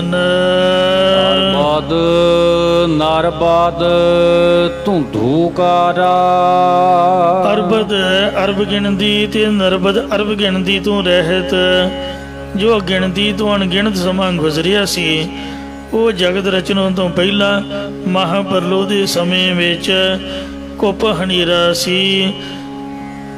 पहला भी शब्द विच आया है, खेते जुग वरते गुबारै, ताड़ी लाई अपर अपारै, धुंधुकार निरालम बैठा ना तद तंद पसारा है। धारण ना गगना हुक्म अपारा, बेअंत प्रभु दा उस समय यही हुक्म सी। उस समय ना ही धरती ते ना ही आकाश सी। ना दिन रैन ना चंद ना सूरज, उदो ना दिन सी ना रात सी ना चंद्रमा सी ना ही सूरज सी। सुन समाध लगाई दा, उदो अफुर स्वरूप प्रभु स्वै स्व महिमा दे विच ही समाधि लगा रहा सी। पानी ना पानी पाउण ना पानी, उस समय ना ही चारे खानियां सन ना ही चारे बाणियां सन, ना ही हवा ते ना ही पानी सी। उपत खापत ना आवण जानी, उस समय ना ही किसी दी उत्पत्ति सी ना ही परलो सी ते ना ही जीवां दा आउणा जाना सी। खंड पताल सप्त नहीं सागर, उस समय 9 खंड 7 पताल ते 7 समुंदर भी नहीं सन। नदी ना नीर बहाई दा, ना ही नदियां विचों कोई पानी वगाउंदा सी, ना ही नदियां सन दे ना ही कोई पानी वगाउंदा सी। ना तद सुरग मछ पयाला, ना ही तदों स्वर्ग मात लोक ते पताल सीगा। दूजक पिस्त नहीं खै काला, ਅਤੇ ਮੁਸਲਮਾਨਾਂ ਦੀ ਬੋਲੀ ਅਨੁਸਾਰ ਨਰਕ ਤੇ ਸਵਰਗ ਆਦਿਕ ਵੀ ਨਹੀਂ ਸਨ, ਤੇ ਨਾ ਹੀ ਨਾਸ਼ ਕਰਨ ਵਾਲਾ ਜਮ ਕਾਲ ਸੀ। ਨਰਕ ਸੁਰਗ ਨਹੀਂ ਜੰਮਣ ਮਰਨਾ। ਉਦੋਂ ਨਾ ਹੀ ਕੋਈ ਨਰਕ ਚ ਪੈਂਦਾ ਸੀ, ਨਾ ਹੀ ਕੋਈ ਸਵਰਗ ਵਿੱਚ ਜਾਂਦਾ ਸੀ, ਨਾ ਹੀ ਜੰਮਣਾ ਤੇ ਨਾ ਹੀ ਮਰਨਾ ਸੀ। ਨਾ ਕੋ ਆਇ ਨਾ ਜਾਈਦਾ। ਨਾ ਹੀ ਕੋਈ ਵਾਸ਼ਨਾ ਕਰਕੇ ਆਉਂਦਾ ਤੇ ਨਾ ਹੀ ਮਰ ਕੇ ਜਾਂਦਾ ਸੀ। ਬ੍ਰਹਮਾ ਵਿਸ਼ਨ ਮਹੇਸ਼ ਨਾ ਕੋਈ। ਬ੍ਰਹਮਾ ਵਿਸ਼ਨੂੰ ਸ਼ਿਵ ਜੀ ਆਦਿਕ ਤਿੰਨ ਵੱਡੇ ਦੇਵਤਿਆਂ ਵਿੱਚੋਂ ਕੋਈ ਵੀ ਨਹੀਂ ਸੀਗਾ। ਜਿਹੜੇ ਹੁਣ ਪ੍ਰਧਾਨ ਬਣੇ ਫਿਰਦੇ ਨੇ, ਆਪ ਦੀ ਪੂਜਾ ਕਰਾਉਂਦੇ ਨੇ, ਇਹ ਉਦੋਂ ਕੋਈ ਵੀ ਨਹੀਂ ਸੀਗਾ। ਅਵਰ ਨਾ ਦਿਸੈ ਇੱਕੋ ਸੋਈ। ਹੋਰ ਕੋਈ ਵੀ ਦਿਸਦਾ ਨਹੀਂ ਸੀ, ਉਹ ਇੱਕ ਪਰਮਾਤਮਾ ਆਪ ਹੀ ਸੀ। ਜਾਂ ਸਾਨੂੰ ਹੁਣ ਵੀ ਕੋਈ ਹੋਰ ਨਹੀਂ ਦਿਸਦਾ। ਅਸੀਂ ਸਭ ਥਾਈਂ ਤਿੰਨਾਂ ਕਾਲਾਂ ਵਿੱਚ ਉਸੇ ਪ੍ਰਭੂ ਨੂੰ ਹੀ ਨਿਸ਼ਚੈ ਕੀਤਾ ਹੋਇਆ ਹੈ। ਨਾਰ ਪੁਰਖ ਨਹੀਂ ਜਾਤ ਨਾ ਜਨਮਾ। ਤਦੋਂ ਇਸਤਰੀ ਮਰਦ ਵੀ ਕੋਈ ਨਹੀਂ ਸੀਗਾ, ਜਾਂ ਅਵਿਦਿਆ ਰੂਪ ਨਾਰੀ ਤੇ ਜੀਵ ਰੂਪੀ ਪੁਰਖ ਵੀ ਕੋਈ ਨਹੀਂ ਸੀਗਾ। ਨਾ ਹੀ ਕੋਈ ਜਾਤੀ ਸੀ, ਨਾ ਹੀ ਕਿਸੇ ਦਾ ਜਨਮ ਸੀਗਾ। ਨਾ ਕੋ ਦੁੱਖ ਸੁਖ ਪਾਈਦਾ। ਅਤੇ ਨਾ ਹੀ ਕੋਈ ਦੁੱਖ ਸੁਖ ਸੀਗਾ, ਨਾ ਹੀ ਕੋਈ ਦੁੱਖ ਸੁਖ ਨੂੰ ਪਾਉਣ ਵਾਲਾ ਜੀਵ ਸੀਗਾ। ਨਾ ਤਦ ਜਤੀ ਸਤੀ ਬਨਵਾਸੀ। ਤਦੋਂ ਨਾ ਹੀ ਕੋਈ ਜਾਤਤਾਰੀ ਸਤਵਾਦੀ ਜੰਗਲਾਂ ਵਿੱਚ ਵਸਣ ਵਾਲਾ ਸੀ। ਨਾ ਤਦ ਸਿੱਧ ਸਾਧਕ ਸੁਖਵਾਸੀ। ਤਦੋਂ ਨਾ ਹੀ ਕੋਈ ਸਿੱਧੀ ਦੀ ਪ੍ਰਾਪਤੀ ਵਾਲਾ ਸਾਧਨਾ ਕਰਨ ਵਾਲਾ ਤੇ ਨਾ ਹੀ ਸੁੱਖਾਂ ਨਾਲ ਵਸਣ ਵਾਲਾ ਸੀ। ਜੋਗੀ ਜੰਗਮ ਭੇਖ ਨਾ ਕੋਈ। ਯੋਗ ਸਾਧਨਾ ਵਾਲੇ ਜੋਗੀ, ਸ਼ਿਵ ਜੀ ਦੇ ਉਪਾਸ਼ਕ ਅਤੇ ਇਹਨਾਂ ਦੇ ਭੇਖ ਵੀ ਕੋਈ ਨਹੀਂ ਸਨ। ਨਾ ਕੋ ਨਾਥ ਕਹਾਈਦਾ। ਨਾ ਹੀ ਕੋਈ ਗੋਰਖਨਾਥ ਮਛੰਦਰਨਾਥ ਇਹਨਾਂ ਦਾ ਨਾਥ ਮਾਲਕ ਕਹਾਉਂਦਾ ਸੀ। ਜਾਪ ਤਾਪ ਸੰਜਮ ਨਾ ਬ੍ਰਤ ਪੂਜਾ। ਨਾ ਹੀ ਤਦੋਂ ਜਾਪ ਤਪੱਸਿਆ ਇੰਦਰੀਆਂ ਦਾ ਨਿਰੋਧ ਸੀ, ਨਾ ਹੀ ਵਰਤ ਆਦਿਕ ਸੀ, ਨਾ ਹੀ 16 ਪ੍ਰਕਾਰ ਦੀ ਪੂਜਾ ਸੀ। ਨਾ ਕੋ ਆਖ ਵਖਾਣੈ ਦੂਜਾ। ਨਾ ਹੀ ਕੋਈ ਦੂਜਾ ਮੁਖ ਦੁਆਰਾ ਕਥਨ ਕਰਨ ਵਾਲਾ ਸੀ। ਆਪੇ ਆਪ ਉਪਾਏ ਵਿਗਸੈ। ਉਦੋਂ ਪਰਮਾਤਮਾ ਆਪਣੇ ਆਪ ਵਿੱਚ ਹੀ ਪੈਦਾ ਹੋ ਕੇ ਪ੍ਰਸੰਨ ਹੋ ਰਿਹਾ ਸੀ। ਆਪੇ ਕੀਮਤ ਪਾਈਦਾ। ਆਪ ਹੀ ਪ੍ਰਭੂ ਆਪਣੀ ਕੀਮਤ ਨੂੰ ਪਾਉਣਾ ਕਰਦਾ ਸੀ। ਨਾ ਸੁਚ ਸੰਜਮ ਤੁਲਸੀ ਮਾਲਾ। ਤਦੋਂ ਨਾ ਹੀ ਕੋਈ ਸੁਚਮ ਪਵਿੱਤਰਤਾ ਸੀ, ਨਾ ਹੀ ਇੰਦਰੀਆਂ ਦਾ ਦਮਨ ਅਤੇ ਨਾ ਹੀ ਤੁਲਸੀ ਦੀ ਮਾਲਾ ਸੀ। ਗੋਪੀ ਕਾਨ ਨਾ ਗਊ ਗਵਾਲਾ। ਨਾ ਹੀ ਗਵਾਲਣਾ ਦੇ ਕ੍ਰਿਸ਼ਨ ਸੀ, ਨਾ ਹੀ ਗਾਵਾਂ ਤੇ ਨਾ ਹੀ ਗਾਵਾਂ ਦੇ ਪਾਲਕ ਗੁਜਰ ਸਨ। ਤੰਤ ਮੰਤ ਪਾਖੰਡ ਨਾ ਕੋਈ। ਜਾਦੂ ਟੂਣਾ ਮੰਤਰ ਤੇ ਪਖੰਡ ਵੀ ਕੋਈ ਨਹੀਂ ਸੀਗਾ। ਨਾ ਕੋ ਵੰਸ ਵਜਾਈਦਾ। ਅਤੇ ਨਾ ਹੀ ਕੋਈ ਬੰਸਰੀ ਵਜਾਉਣ ਵਾਲਾ ਕ੍ਰਿਸ਼ਨ ਭਗਵਾਨ ਸੀ। ਕਰਮ ਧਰਮ ਨਹੀਂ ਮਾਇਆ ਮਾਖੀ। ਉਸ ਵੇਲੇ ਕਰਮ ਧਰਮ ਤੇ ਮਾਇਆ ਰੂਪੀ ਮੱਖੀ ਵੀ ਨਹੀਂ ਸੀ। ਮਾਇਆ ਨੂੰ ਮੱਖੀ ਆਖਿਆ। ਮਾਖੀ ਰਾਮ ਕੀ ਤੂੰ ਮਾਖੀ, ਜਹਾਂ ਦੁਰਗੰਧ ਤਹਾਂ ਤੂੰ ਬੈਸੈ, ਮਹਾਂ ਵਿਖਿਆ ਮਦ ਚਾਖੀ। ਜਾਤ ਜਨਮ ਨਹੀਂ ਦਿਸੈ ਆਖੀ। ਜਾਤੀ ਅਤੇ ਜਨਮ ਆਦਿਕ ਵੀ ਨਹੀਂ ਸੀ, ਅਤੇ ਨਾ ਹੀ ਕੋਈ ਪਦਾਰਥ ਅੱਖਾਂ ਦੇ ਨਾਲ ਦਿਸਦਾ ਸੀ। ਮਮਤਾ ਜਾਲ ਕਾਲ ਨਹੀਂ ਮਾਥੈ। ਉਸ ਸਮੇਂ ਪਦਾਰਥਾਂ ਦੀ ਮੇਰ ਮੌਤ ਦੀ ਫਾਹੀ ਵੀ ਮੱਥੇ ਭਾਵ ਸਿਰ ਉੱਪਰ ਨਹੀਂ ਸੀ, ਜਾਂ ਮਮਤਾ ਦਾ ਜਾਲ ਵੀ ਨਹੀਂ ਸੀ ਤੇ ਕਾਲ ਵੀ ਸਿਰ ਉੱਪਰ ਨਹੀਂ ਖੜਾ ਸੀ ਅਤੇ ਨਾ ਕੋ ਕਿਸੈ ਧਿਆਈ ਦਾ ਨਾ ਹੀ ਕੋਈ ਕਿਸੇ ਨੂੰ ਧਿਆਉਣਾ ਕਰਦਾ ਸੀ। ਨਿੰਦ ਬਿੰਦ ਨਹੀਂ ਜਿਉ ਨਾ ਜਿੰਦੋ ਉਸ ਸਮੇਂ ਨਿੰਦਿਆ ਤੇ ਜਾਣਨ ਭਾਵ ਉਸਤ ਦੀ ਆਦਿਕ ਵੀ ਨਹੀਂ ਸੀ, ਨਾ ਹੀ ਕੋਈ ਜੀਵਾਤਮਾ ਸੀ ਤੇ ਨਾ ਹੀ ਕੋਈ ਜਿੰਦ ਪਾਉਣ ਵਾਲਾ ਈਸ਼ਰ ਸੀ। ਨਾ ਤਦ ਗੋਰਖ ਨਾਮਾ ਛਿੰਦੋ ਤਦੋਂ ਨਾ ਹੀ ਗੋਰਖਨਾਥ ਸੀ ਤੇ ਨਾ ਹੀ ਮਛੰਦਰਨਾਥ ਸੀ। ਨਾ ਤਦ ਗਿਆਨ ਧਿਆਨ ਕੁਲਿਓ ਪਤਾ ਤਦੋਂ ਨਾ ਹੀ ਕੋਈ ਗਿਆਨ ਧਿਆਨ ਸੀ, ਨਾ ਹੀ ਕਿਸੇ ਕੁਲ ਦੀ ਉਤਪਤੀ ਸੀ। ਤਦੋਂ ਗਿਆਨ ਧਿਆਨ ਦੀ ਦੇਵੀ ਸੰਪਦਾ ਰੂਪੀ ਕੁਲ ਦੀ ਵੀ ਉਤਪਤੀ ਨਹੀਂ ਹੋਈ ਸੀ। ਨਾ ਕੋ ਗਣਤ ਗਣਾਏ ਦਾ ਨਾ ਹੀ ਕੋਈ ਕਰਮਾਂ ਧਰਮਾਂ ਦੀਆਂ ਗਿਣਤੀਆਂ ਗਣਾਉਂਦਾ ਸੀ। ਵਰਨ ਭੇਖ ਨਹੀਂ ਬ੍ਰਾਹਮਣ ਖੱਤਰੀ ਤਦੋਂ ਬ੍ਰਾਹਮਣ ਖੱਤਰੀ ਆਦਿਕ ਵਰਨ ਤੇ ਜੋਗੀ ਜੰਗਮ ਸ੍ਰੇਵੜ ਆਦਿਕ ਭੇਖ ਵੀ ਨਹੀਂ ਸਨ। ਦਿਉ ਨਾ ਦਿਹੁਰਾ ਗਊ ਗਾਇਤਰੀ ਦੇਵਤਾ ਤੇ ਮੰਦਰ ਵੀ ਨਹੀਂ ਸੀ, ਗਊ ਅਤੇ ਗਾਇਤਰੀ ਮੰਤਰ ਵੀ ਨਹੀਂ ਸੀ। ਓਮ ਜਗ ਨਹੀਂ ਤੀਰਥ ਨਾਵਣ ਨਾ ਹੀ ਕੋਈ ਹਵਨ ਜਗ ਤੀਰਥ ਅਤੇ ਇਸ਼ਨਾਨ ਆਦਿਕ ਸੀ। ਨਾ ਕੋ ਪੂਜਾ ਲਾਈ ਦਾ ਨਾ ਹੀ ਕੋਈ ਪੂਜਾ ਲਾਉਂਦਾ ਸੀ।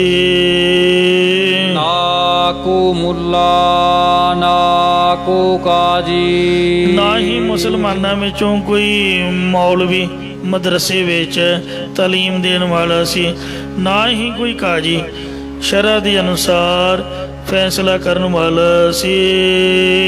ਨਾ ਕੋ ਸੇਖ ਮਸਾਇਕ ਹਾਜੀ ਨਾ ਹੀ ਕੋਈ ਬਿਰਧ ਜਾਤੀ ਵਾਲਾ ਸ਼ੇਖ, ਨਾ ਹੀ ਕੋਈ ਮਸ਼ੱਕਤ ਕਰਨ ਵਾਲਾ ਜਗਿਆਸੂ ਸੀ ਅਤੇ ਨਾ ਹੀ ਕੋਈ ਹਜ ਕਰਨ ਵਾਲਾ ਹਾਜੀ ਸੀ। ਸੈਯਦ ਰਾਉ ਨਾ ਹਮੈ ਦੁਨੀਆ ਉਸ ਵੇਲੇ ਪਰਜਾ ਅਤੇ ਰਾਜਾ ਵੀ ਨਹੀਂ ਸੀ, ਨਾ ਹੀ ਹੰਗਤਾ ਮਮਤਾ ਅਤੇ ਦੁਨੀਆ ਸੀ।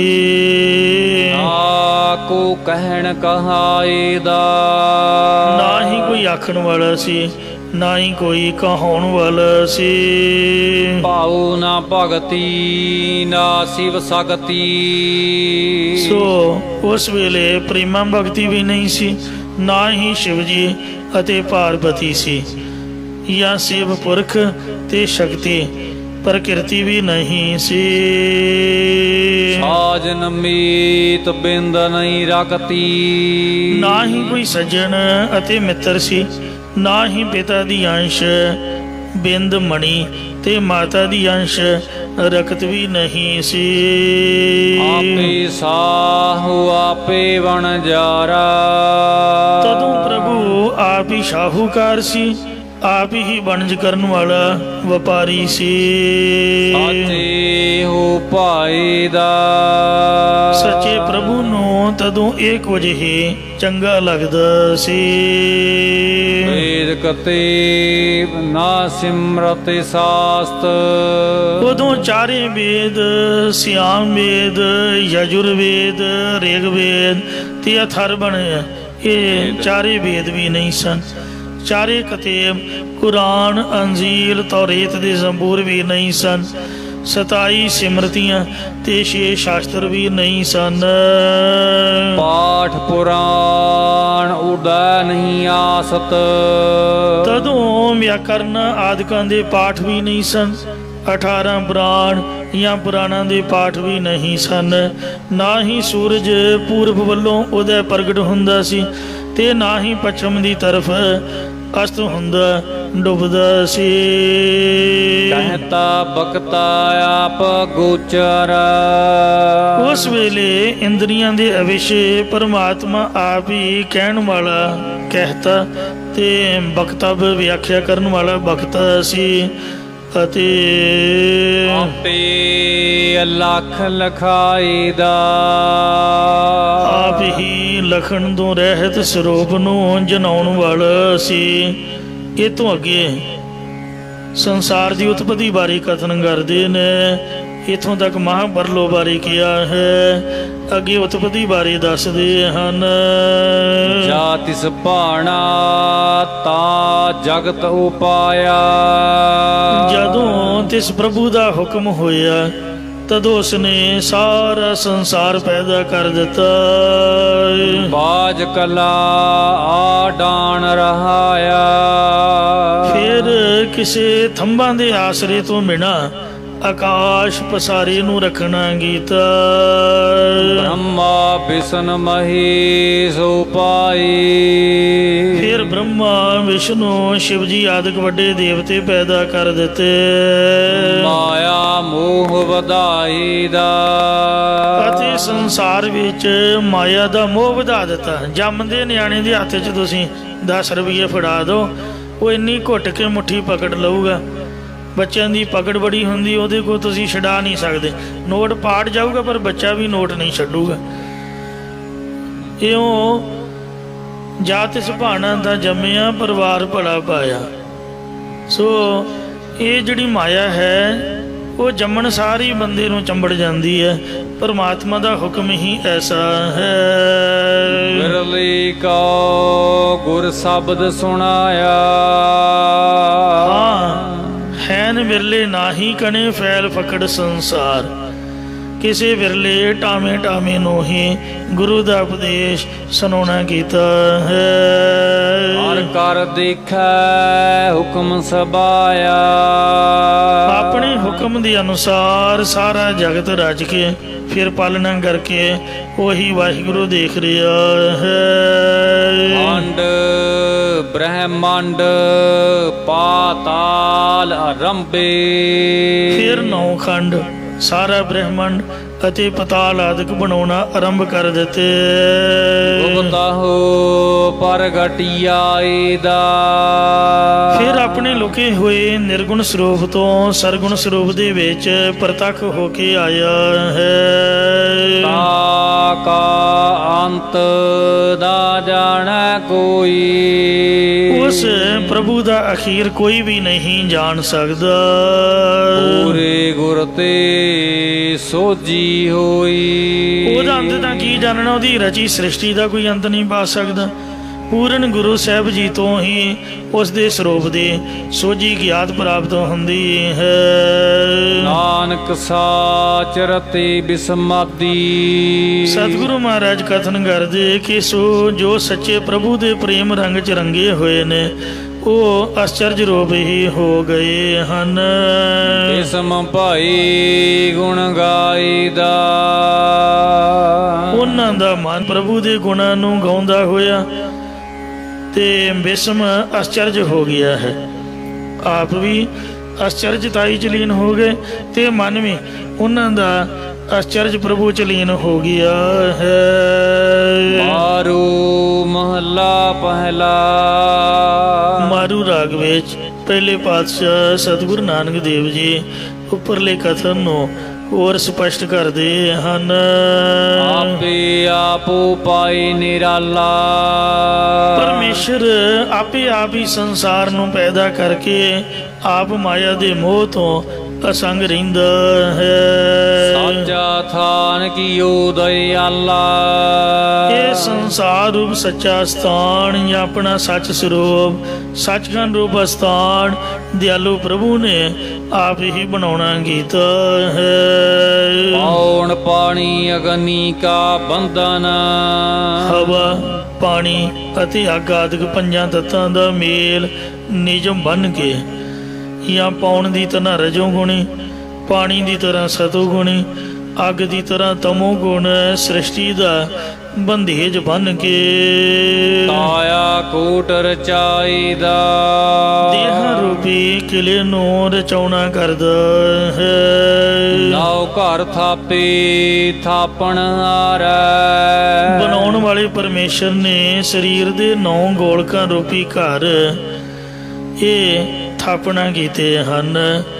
ਸੋ ਇਹ ਸਮਝ ਲਓ ਘਰ ਬਣਾਏ ਨੇ। ਦਸਵੇਂ ਵਾਸਾ ਲਖ ਪਾਰੈ, ਅਸ਼ੁੱਧ ਮਨ ਕਰਕੇ ਲਖਣ ਤੋਂ ਰਹਿਤ, ਪ੍ਰਕਿਰਤੀ ਦੇ ਪਾਰਾਵਾਰ ਤੋਂ ਰਹਿਤ, ਦੁਆਰ ਦੇ ਵਿੱਚ ਨਿਵਾਸ ਕੀਤਾ ਹੋਇਆ ਹੈ।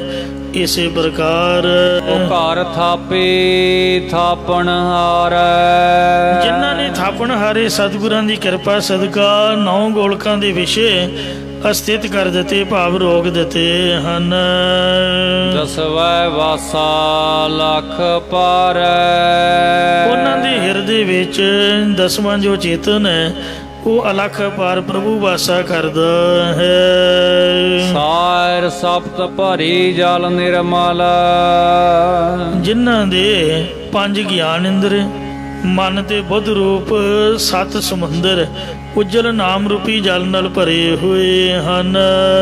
ਗੁਰਮੁਖ ਮੈਲ ਨ ਲਾਈਦਾ, ਉਹਨਾਂ ਗੁਰਮੁਖ ਜਨਾਂ ਨੂੰ ਪ੍ਰਭੂ ਹੰਗਤਾ ਜਾਂ ਪਾਪਾਂ ਰੂਪੀ ਮੈਲ ਨਹੀਂ ਲਾਉਂਦਾ। ਇਸੇ ਪ੍ਰਕਾਰ ਸਾਇਰ ਸਪਤ ਭਰੀ ਜਲ ਨਿਰਮਲ, ਜਿਨ੍ਹਾਂ ਦੇ ਵੈਰਾਗ ਵਿਵੇਕ ਖਟ ਸਮਧੀ ਮੋਖ ਇੱਛਾ ਸਰਵਣ ਮੰਨਣ ਨਿਧਿਆਸਨ ਰੂਪ 7 ਸਰੋਵਰ ਗੁਰਾਂ ਦੇ ਉਜਲ ਉਪਦੇਸ਼ ਰੂਪ ਜਲ ਨਾਲ ਭਰੇ ਹੋਏ ਹਨ। ਗੁਰਮੁਖ ਮੈਲ ਨ ਲਾਈਦਾ, ਉਹਨਾਂ ਗੁਰਮੁਖਾਂ ਨੂੰ ਅਵਿਦਿਆ ਰੂਪੀ ਮੈਲ ਨਹੀਂ ਲਾਉਂਦਾ।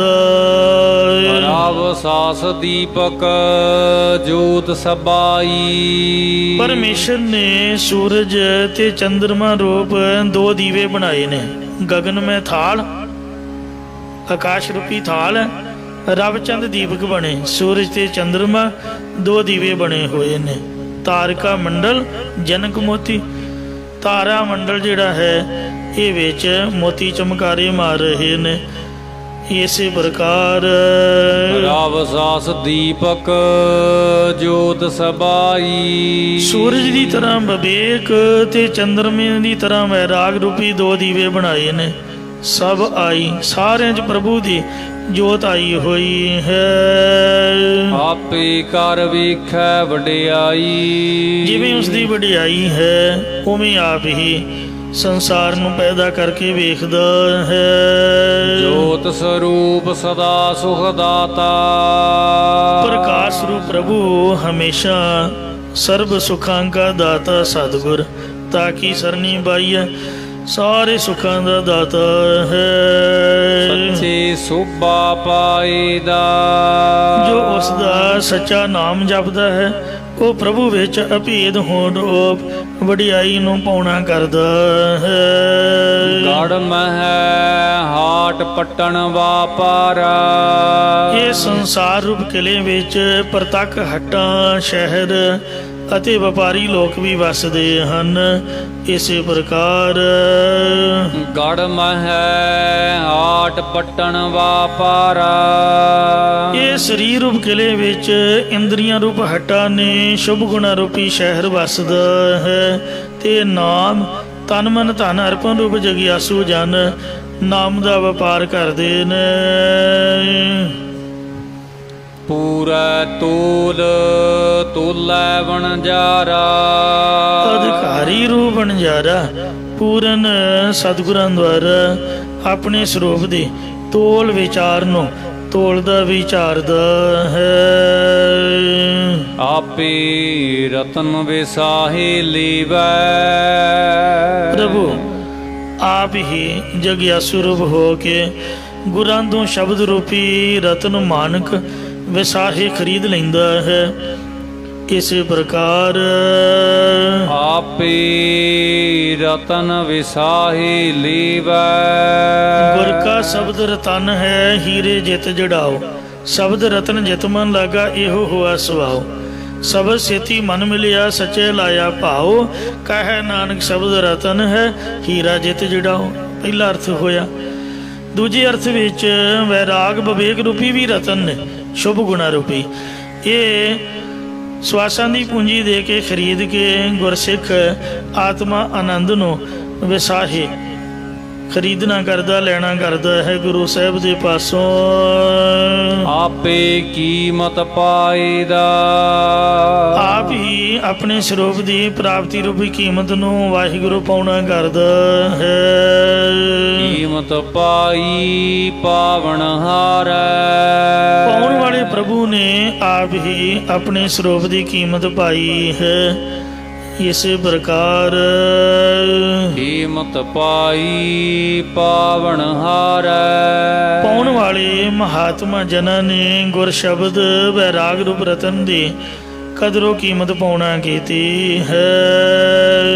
ਬੇਪਰਵਾਹ ਪੂਰੇ ਭੰਡਾਰੈ, ਬੇਮੁਤਾਜ ਹਰੀ ਦੇ ਨਾਮ ਨਾਲ ਮਹਾਤਮਾ ਦੇ ਹਿਰਦੇ ਰੂਪ ਪੂਰਨ ਖਜ਼ਾਨੇ ਭਰੇ ਹੋਏ ਹਨ।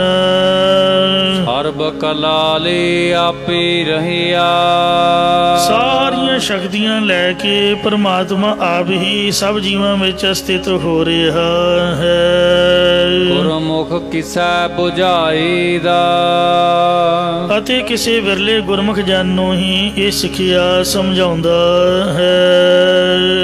ਨਦਰ ਕਰੇ ਪੂਰਾ ਗੁਰ ਭੇਟੈ, ਜਿਸ ਉੱਪਰ ਪਰਮਾਤਮਾ ਆਪਣੀ ਕਿਰਪਾ ਦ੍ਰਿਸ਼ਟੀ ਕਰਦਾ ਹੈ ਉਸ ਨੂੰ ਪੂਰਨ ਗੁਰੂ ਮਿਲਦਾ ਹੈ। ਜਮ ਜੰਦਾਰ ਨਾ ਮਾਰ ਫਿਟੈ, ਫਿਰ ਉਸ ਨੂੰ ਜਿੰਦ ਦਾ ਵੈਰੀ ਯਮਦੂਤ ਕੋਈ ਚੋਟ ਕੋਈ ਧੱਕਾ ਨਹੀਂ ਮਾਰਦਾ। ਫੇਂਟ ਭਾਵ ਕਮਰ ਕੱਸਾ, ਅਰਥਾਤ ਜਿਵੇਂ ਕਮਰ ਕੱਸੇ ਚੋਂ ਕਟਾਰ ਕੱਢ ਕੇ ਮਾਰੀ ਦੀ ਹੈ, ਇਉਂ ਯਮ ਸਜ਼ਾ ਮੌਤ ਰੂਪੀ ਕਟਾਰ ਨਹੀਂ ਮਾਰਦਾ। ਜਲ ਅੰਤਰ ਕਮਲ ਵਿਗਾਸੀ, ਜਿਵੇਂ ਪਾਣੀ ਦੇ ਵਿੱਚ ਕਮਲ ਦਾ ਫੁੱਲ ਪਾਣੀ ਤੋਂ ਨਿਰਲੇਪ ਰਹਿ ਕੇ ਖਿੜਦਾ ਹੈ। ਆਪੇ ਬਿਗਸਤ ਆਈਦਾ, ਇੰਜ ਜਗਿਆਸੂ ਰੂਪੀ ਕਮਲ ਪਦਾਰਥਾਂ ਰੂਪ ਜਲ ਚ ਰਹਿੰਦਾ ਹੋਇਆ ਵੀ ਇਹਨਾਂ ਤੋਂ ਨਿਰਲੇਪ ਰਹਿ ਕੇ ਤੁਰੀ ਅਵਸਥਾ ਵਿੱਚ ਖਿੜਦਾ ਹੈ। ਪ੍ਰਭੂ ਆਪ ਹੀ ਤਤ ਬੇਤਾ ਰੂਪ ਹੋ ਕੇ ਪ੍ਰਸੰਨ ਚਿਤ ਹੋ ਕੇ ਜੀਵਨ ਮੁਕਤੀ ਲਈ ਆਪਣੇ ਸਰੂਪ ਨੂੰ ਧਿਆਉਂਦਾ ਹੈ। ਆਪੇ ਵਰਖਾ ਅੰਮ੍ਰਿਤ ਧਾਰਾ, ਆਪ ਹੀ ਗੁਰੂ ਰੂਪ ਬਦਲ ਹੋ ਕੇ ਨਾਮ ਅੰਮ੍ਰਿਤ ਦੀਆਂ ਧਾਰਾਂ ਦੀ ਵਰਖਾ ਕਰਦਾ ਹੈ। ਚਿਮ ਚਿਮ ਵਰਸੈ ਅੰਮ੍ਰਿਤ ਧਾਰ, ਮਨ ਪੀਵੈ ਸੁਨ ਸ਼ਬਦ ਵਿਚਾਰ। ਕੀਰਤਨ ਤੇ ਕਥਾ ਦੀ ਆ ਗੁਰਦੁਆਰਾ ਸਾਹਿਬ ਵਿਖੇ ਅੰਮ੍ਰਿਤ ਧਾਰਾ ਹੀ ਵਰਸ ਰਹੀ ਹੈ, ਕਿਉਂਕਿ ਸਾਚੀ ਬਾਣੀ ਮਿੱਠੀ ਅੰਮ੍ਰਿਤ ਧਾਰ, ਜਿਨ ਪੀਤੀ ਤਿਸ ਮੋਖ ਦੁਆਰ। ਰਤਨ ਜਵੇ ਹਰ ਲਾਲ ਪਾਰਾ, ਜਿਸ ਗੁਰੂ ਵਿੱਚ ਵੈਰਾਗ ਰੂਪੀ ਰਤਨ, ਗਿਆਨ ਰੂਪੀ ਜਵੇਹਰ, ਪ੍ਰੇਮ ਰੂਪੀ ਲਾਲ ਬੇਅੰਤ ਹਨ।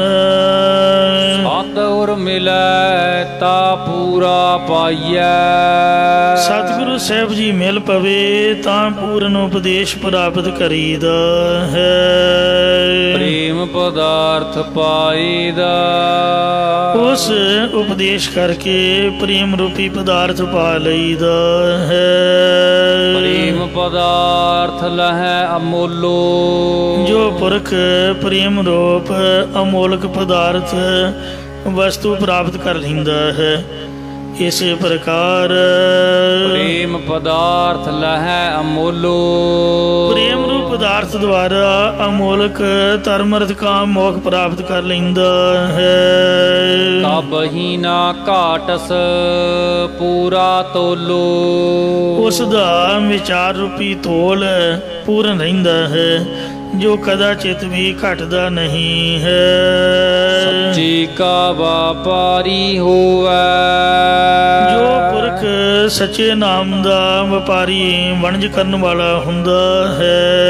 ਸੱਚੂ ਸੌਦਾ ਪਾਈਦਾ, ਉਹ ਸੱਚ ਸਰੂਪ ਦੀ ਪ੍ਰਾਪਤੀ ਰੂਪ ਸੌਦਾ ਪ੍ਰਾਪਤ ਕਰ ਲੈਂਦਾ ਹੈ। ਸੱਚਾ ਸੌਦਾ ਵਿਰਲਾ ਕੋ ਪਾਈ, ਸੱਚਾ ਨਾਮ ਰੂਪ ਜਾਂ ਸਰੂਪ ਦੀ ਪ੍ਰਾਪਤੀ ਰੂਪ ਸੌਦਾ ਕੋਈ ਵਿਰਲਾ ਤਦੋਂ ਹੀ ਪ੍ਰਾਪਤ ਕਰਦਾ ਹੈ। ਪੂਰਾ ਸਤਿਗੁਰ ਮਿਲੈ ਮਿਲਾਈ, ਜਦ ਪੂਰਾ ਸਤਿਗੁਰੂ ਸਾਹਿਬ ਜੀ ਵਾਹਿਗੁਰੂ ਦੇ ਮਿਲਾਏ ਹੋਏ ਮਿਲ ਪੈਣ। ਜਿਸ ਨੂੰ ਪੂਰਨ ਸਤਿਗੁਰੂ ਸਾਹਿਬ ਜੀ ਮਿਲਦੇ ਨੇ, ਉਹਨੂੰ ਜੋਤੀ ਸਰੂਪ ਪ੍ਰਭੂ ਦੇ ਮੇਲ ਵਿੱਚ ਮੇਲ ਦਿੰਦੇ ਹਨ। ਗੁਰਮੁਖ ਹੋਵੈ ਸੋ ਹੁਕਮ ਪਛਾਣੈ। ਗੁਰਮੁਖ ਹੋਏ, ਜੋ ਗੁਰਮੁਖ ਜਨ ਹੁੰਦੇ ਨੇ, ਉਹ ਸਤਿਗੁਰਾਂ ਦੇ ਹੁਕਮ ਭਾਣੇ ਨੂੰ, ਰਜ਼ਾ ਨੂੰ ਪਹਿਚਾਣਦੇ ਨੇ। ਗੁਰਮੁਖ ਹੋਏ ਸੋ ਹੁਕਮ ਪਛਾਣੈ। ਹੁਕਮ ਕੀ ਹੈ? ਇੱਕੋ ਨਾਮ ਹੁਕਮ ਹੈ, ਨਾਨਕ ਸਤਿਗੁਰ ਦੀਆ ਬੁਝਾਈ ਜੀਓ। ਨਾਮ ਜਪਣ ਦਾ ਹੁਕਮ ਹੈ, ਗੁਰਬਾਣੀ ਦੇ ਨਿਤਨੇਮ ਦਾ ਹੁਕਮ ਹੈ। ਇਹ ਗੁਰਮੁਖ ਜਨ ਹੀ ਸਮਝਦੇ ਨੇ, ਉਹ ਨਾਮ ਜਪਦੇ, ਨਿਤਨੇਮ ਕਰਦੇ ਨੇ। ਮੰਨੈ ਹੁਕਮ ਸਮਾਈ ਦਾ। ਫਿਰ ਹੁਕਮ ਨੂੰ ਮੰਨ ਕਰਕੇ ਸੱਚ ਸਰੂਪ ਦੇ ਵਿੱਚ ਅਭੇਦ ਹੋ ਜਾਂਦੇ ਹਨ। ਹੁਕਮੇ ਆਇਆ ਹੁਕਮ ਸਮਾਇਆ। ਜੀਵ ਹੁਕਮ ਵਿੱਚ ਹੀ ਜਨਮ ਧਾਰ ਕੇ ਆਇਆ ਹੈ ਅਤੇ ਹੁਕਮ ਦੇ ਵਿੱਚ ਹੀ ਲੀਨ ਹੋ ਜਾਂਦਾ, ਸਮਾ ਜਾਂਦਾ ਹੈ। ਹੁਕਮੇ ਦੀਸੈ ਜਗਤ ਉਪਾਇਆ। ਉਸ ਪ੍ਰਭੂ ਦੇ ਹੁਕਮ ਵਿੱਚ ਹੀ ਸੰਸਾਰ ਪੈਦਾ ਕੀਤਾ ਹੋਇਆ ਦਿਸਦਾ ਹੈ। ਇਸੇ ਪ੍ਰਕਾਰ ਹੁਕਮੇ ਆਇਆ ਹੁਕਮ ਸਮਾਇਆ। ਜੋ ਪਰਮੇਸ਼ਰ ਦੇ ਹੁਕਮ ਦੇ ਵਿੱਚ ਗੁਰਾਂ ਦੀ ਸ਼ਰਨ ਵਿੱਚ ਆਇਆ ਹੈ ਅਤੇ ਗੁਰਾਂ ਦੇ ਹੁਕਮ ਭਾਵ ਉਪਦੇਸ਼ ਵਿੱਚ ਸਮਾ ਗਿਆ, ਮਿਲ ਗਿਆ ਹੈ। ਹੁਕਮੇ ਦੀਸੈ ਜਗਤ ਉਪਾਇਆ। ਉਸ ਨੂੰ ਇਹ ਦਿਸ ਆਉਂਦਾ ਹੈ ਕਿ ਸਾਰਾ ਜਗਤ ਉਸ ਪ੍ਰਭੂ ਦੇ ਹੁਕਮ ਵਿੱਚ ਹੀ ਪੈਦਾ ਹੋਇਆ ਹੈ। ਹੁਕਮੇ ਸੁਰਗ ਮੱਚ ਪਏ ਆਲਾ। ਉਸ ਦੇ ਹੁਕਮ ਦੇ ਵਿੱਚ ਹੀ ਸਵਰਗ ਲੋਕ, ਮਾਤ ਲੋਕ, ਪਤਾਲ ਲੋਕ ਆਦਿਕ ਹਨ। ਹੁਕਮੇ ਕਲਾ ਰਹਾਇਂਦਾ। ਉਹ ਹੁਕਮ ਵਿੱਚ ਹੀ ਸਾਰੀਆਂ ਜੀਵਾਂ ਅੰਦਰ ਆਪਣੀ ਸ਼ਕਤੀ, ਚੇਤਨ ਸੱਤਾ ਰੱਖਦਾ ਹੈ। ਇਸੇ ਪ੍ਰਕਾਰ ਹੁਕਮੇ ਸੁਰਗ ਮੱਚ ਪਏ ਆਲਾ। ਹੁਕਮ ਵਿੱਚ ਹੀ ਸਵਰਗ ਭਾਵ ਸਤੋਗੁਣੀ ਪੁਰਖ ਹਨ। ਹੁਕਮ ਵਿੱਚ ਹੀ ਮਾਤ ਲੋਕ ਭਾਵ ਰਜੋਗੁਣੀ ਪੁਰਖ ਹਨ ਅਤੇ ਹੁਕਮ ਵਿੱਚ ਹੀ ਪਤਾਲ ਭਾਵ ਤਮੋਗੁਣੀ ਪੁਰਖ ਨੇ। ਹੁਕਮੇ ਕਲਾ ਰਹਾਇਂਦਾ। ਆਪਣੇ ਹੁਕਮ ਵਿੱਚ ਹੀ ਆਪਣੀ ਚੇਤਨ ਸੱਤਾ ਰੂਪ ਸ਼ਕਤੀ ਰੱਖਦਾ ਹੈ। ਹੁਕਮੇ ਧਰਤੀ ਧੌਲ ਸਿਰ ਭਾਰੰ। ਪਰਮੇਸ਼ਰ ਦੇ ਹੁਕਮ ਵਿੱਚ ਹੀ ਪ੍ਰਿਥਵੀ ਖੜੀ ਹੈ। ਹੁਕਮ ਵਿੱਚ ਹੀ ਧਰਮ ਰੂਪੀ ਚਿੱਟੇ ਬੈਲ ਦੇ ਸਿਰ ਉੱਪਰ ਧਰਤੀ ਦਾ ਭਾਰ ਰੱਖਿਆ ਹੋਇਆ ਹੈ। ਇਸੇ ਤਰ੍ਹਾਂ ਹੁਕਮੇ ਧਰਤੀ ਧੌਲ ਸਿਰ ਭਾਰੰ। ਹੁਕਮ ਵਿੱਚ ਹੀ ਬੁੱਧ ਰੂਪ ਧਰਤੀ ਰੱਖੀ ਹੈ ਅਤੇ ਨਿਸ਼ਕਾਮ ਕਰਮ ਰੂਪ ਉਜਲ ਧੌਲੇ ਬੈਲ ਨੇ ਸਿਰ ਉੱਪਰ ਹੁਕਮ ਮੰਨਣ ਰੂਪ ਭਾਰ ਚੁੱਕਿਆ ਹੋਇਆ ਹੈ। ਹੁਕਮੇ ਪੌਣ ਪਾਣੀ ਗਹਿਣਾਰੰ। ਹੁਕਮ ਵਿੱਚ ਹੀ ਹਵਾ, ਪਾਣੀ, ਆਕਾਸ਼ ਆਦਿਕ ਤੱਤ ਬਣੇ ਨੇ। ਜਾਂ ਹੁਕਮੇ ਪੌਣ ਪਾਣੀ ਗਹਿਣਾਰੰ। ਜੋ ਹੁਕਮ ਨੂੰ ਮੰਨਣ ਵਾਲੇ ਨੇ ਉਹ ਪੌਣ ਦੀ ਨਿਆਈ ਪਵਿੱਤਰ ਹੋ ਜਾਂਦੇ ਨੇ, ਪਾਣੀ ਦੀ ਨਿਆਈ ਸੀਤਲ ਨਿਰਮਲ ਹੋ ਜਾਂਦੇ ਹਨ, ਆਕਾਸ਼ ਦੀ ਨਿਆਈ ਅਫੁਰ ਅਵਸਥਾ ਵਿੱਚ ਪਹੁੰਚ ਜਾਂਦੇ ਨੇ।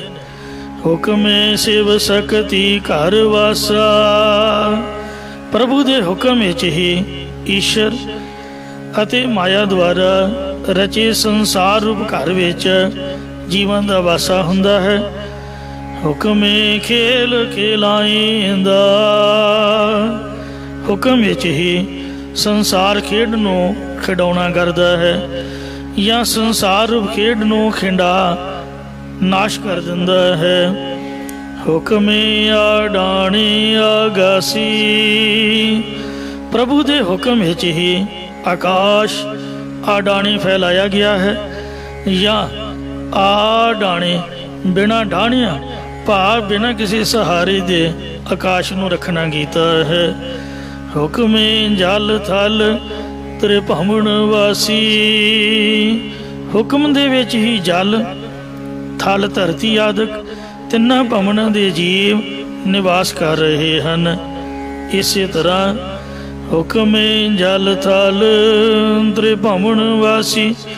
ਜਲ ਦੀ ਨਿਆਈ ਪ੍ਰੇਮੀ, ਥਲ ਦੀ ਨਿਆਈ ਸਕਾਮੀ ਅਤੇ ਤਿੰਨਾਂ ਭਵਨਾਂ ਦੀ ਨਿਆਈ ਜਾਗਰਤ, ਸੁਪਨ ਤੇ ਸਖੋਪਤ ਵਿੱਚ ਵਸਣ ਵਾਲੇ ਜੀਵ ਸਭ ਹੁਕਮ ਵਿੱਚ ਹੀ ਹਨ। ਹੁਕਮੇ ਸਾਸ ਗਰਾਸ ਸਦਾ ਫੁਨ। ਪ੍ਰਭੂ ਦੇ ਹੁਕਮ ਦੇ ਵਿੱਚ ਹੀ ਜੀਵ ਹਮੇਸ਼ਾ ਸਾਹ ਲੈਂਦੇ ਨੇ, ਗਰਾਹੀ ਪਾਉਂਦੇ ਨੇ, ਜਾਂ ਸਾਹ ਅੰਦਰ ਬਾਹਰ ਨੂੰ ਕੱਢਦੇ ਨੇ। ਤੇ ਪੁਨः ਹੁਕਮ ਦੇ ਵਿੱਚ ਹੀ ਹੁਕਮੇ ਦੇਖ ਦਿਖਾਇਂਦਾ। ਗੁਰੂ ਰੂਪ ਹੋ ਕੇ ਕਿਰਪਾ ਦ੍ਰਿਸ਼ਟੀ ਨਾਲ ਵੇਖਦਾ ਵੀ ਆਪ ਹੈ, ਅਤੇ ਹੁਕਮ ਵਿੱਚ ਹੀ ਤਤ ਬੇਤੀਆਂ ਨੂੰ ਆਪਣਾ ਸਰੂਪ ਪ੍ਰਗਟ ਕਰਕੇ ਦਿਖਾਉਂਦਾ ਹੈ। ਹੁਕਮੀ ਉਪਾਏ 10 ਅਵਤਾਰ। ਪਰਮੇਸ਼ਰ ਨੇ ਆਪਣੇ ਹੁਕਮ ਵਿੱਚ ਹੀ ਵਿਸ਼ਨੂੰ ਦੇ 10 ਅਵਤਾਰ ਪੈਦਾ ਕੀਤੇ ਨੇ।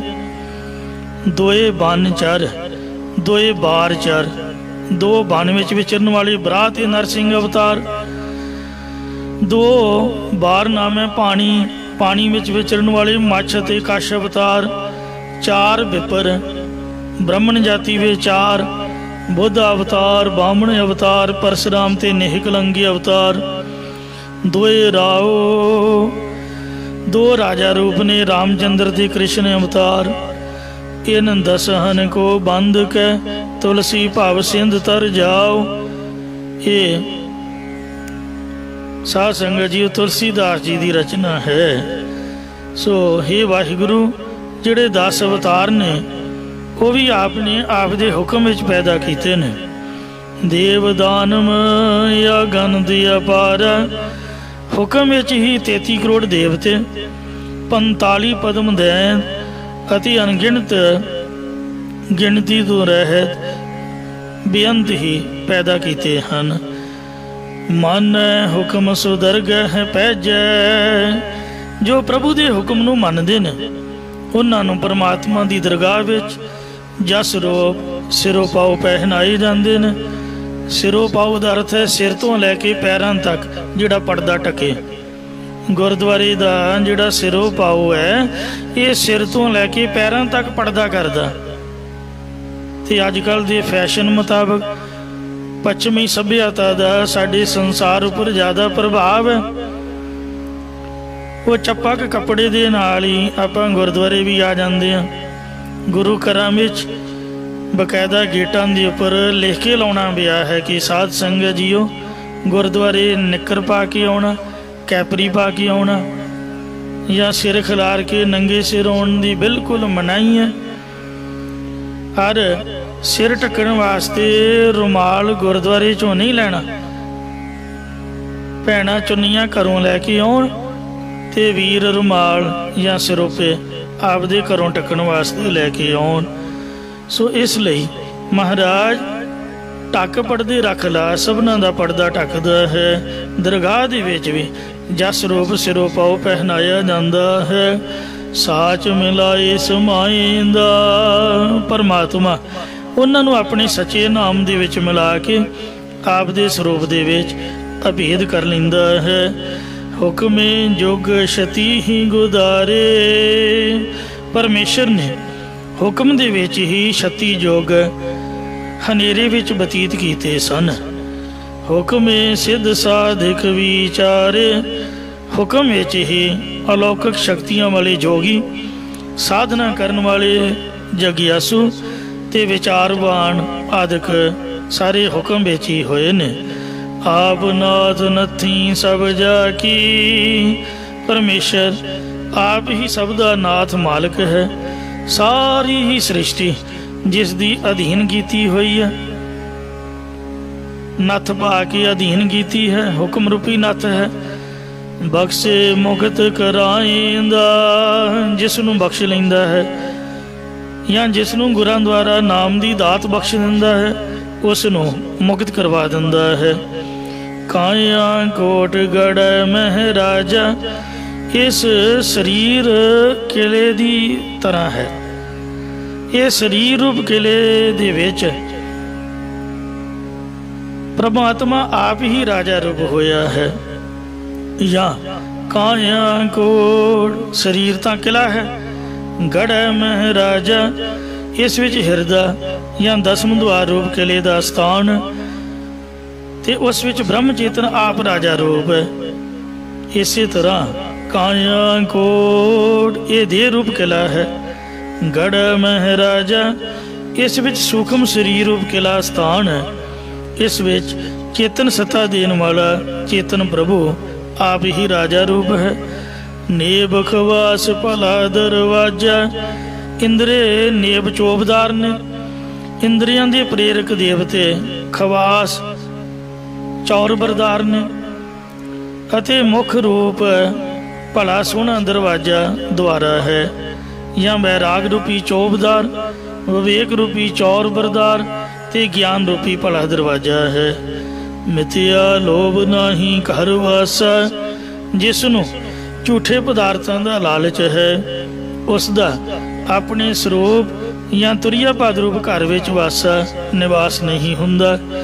ਲਭ ਪਾਪ ਪਛਤਾਏਂਦਾ, ਜੀਵ ਲਾਲਚ ਅਤੇ ਪਾਪ ਮੰਦ ਕਰਮਾਂ ਕਰਕੇ ਪਛਤਾਉਂਦਾ ਹੀ ਰਹਿੰਦਾ ਹੈ। ਫਿਰ ਪਛਤਾਹੋ ਨਾ ਪਾਵੋ ਪਾਰ, ਮੁੜ ਕੇ ਪਛਤਾਤਾਪ ਕਰਨ ਤੋਂ ਪਾਰ ਉਤਾਰਾ ਨਹੀਂ ਹੋਣਾ। ਸਤ ਸੰਤੋਖ ਨਗਰ ਮਹਿਕਾਰੀ, ਜਿਸ ਨੇ ਇਹ ਸਰੀਰ ਰੂਪੀ ਨਗਰ ਸ਼ਹਿਰ ਵਿੱਚ ਸਤ ਅਤੇ ਸੰਤੋਖ ਰੂਪ ਚੰਗੀ ਕਾਰ ਕਰਨ ਵਾਲੇ ਪਹਿਰੇਦਾਰ ਬਣਾਏ ਹੋਏ ਨੇ। ਜਾਂ ਝੂਠ ਦੇ ਰੋਗ ਦੀ ਨਿਵਰਤੀ ਲਈ ਸਤ ਅਤੇ ਲੋਭ ਦੀ ਨਿਵਰਤੀ ਲਈ ਸੰਤੋਖ ਰੂਪ ਔਸ਼ਧੀ ਬਣਾਈ ਹੈ। ਜਤ ਸਤ ਸੰਜਮ ਸਰਨ ਮੁਰਾਰੀ, ਅਤੇ ਜਤ ਸਤ ਇੰਦਰੀਆਂ ਦਮਨ ਕਰਕੇ ਪ੍ਰਭੂ ਦੀ ਓਟ ਲੈਣਾ ਕੀਤੀ ਹੈ। ਨਾਨਕ ਸਹਿਜ ਮਿਲੈ ਜਗ ਜੀਵਨ, ਸਤਿਗੁਰੂ ਮਹਾਰਾਜ ਸਾਹਿਬ ਜੀ ਕਥਨ ਕਰਦੇ ਨੇ ਕਿ ਉਸ ਨੂੰ ਸੁਤੇ ਸਿਧ ਹੀ ਜਗ ਦਾ ਜੀਵਨ ਰੂਪ ਪ੍ਰਭੂ ਮਿਲ ਪੈਂਦਾ ਹੈ। ਗੁਰ ਸਬਦੀ ਪਤ ਪਾਏਂਦਾ, ਉਹ ਗੁਰੂ ਸਾਹਿਬ ਜੀ ਦੇ ਉਪਦੇਸ਼ ਦੀ ਕਮਾਈ ਕਰਕੇ ਇੱਜ਼ਤ ਅਤੇ ਪ੍ਰਤਿਸ਼ਠਾ ਨੂੰ ਪਾਉਂਦਾ ਹੈ। ਇੱਥੇ ਸਮਾਪਤੀ ਹੈ ਜੀ। ਭੁੱਲਾਂ ਚੁੱਕਾ ਖਿਮਾ ਕਰਨੀਆਂ, ਅੱਗੇ ਤੋਂ ਸਮਤ ਬਖਸ਼ਣੀ। ਸਤ ਸੰਤੋਖ ਨਗਰ ਮਹਿਕਾਰੀ, ਜਤ ਸਤ ਸੰਜਮ ਸਰਨ ਮੁਰਾਰੀ, ਨਾਨਕ ਸਹਿਜ ਮਿਲੈ ਜਗ ਜੀਵਨ, ਗੁਰ ਸਬਦੀ ਬਤ ਪਾਏਂਦਾ। ਵਾਹਿਗੁਰੂ ਜੀ ਕਾ ਖਾਲਸਾ, ਵਾਹਿਗੁਰੂ ਜੀ ਕੀ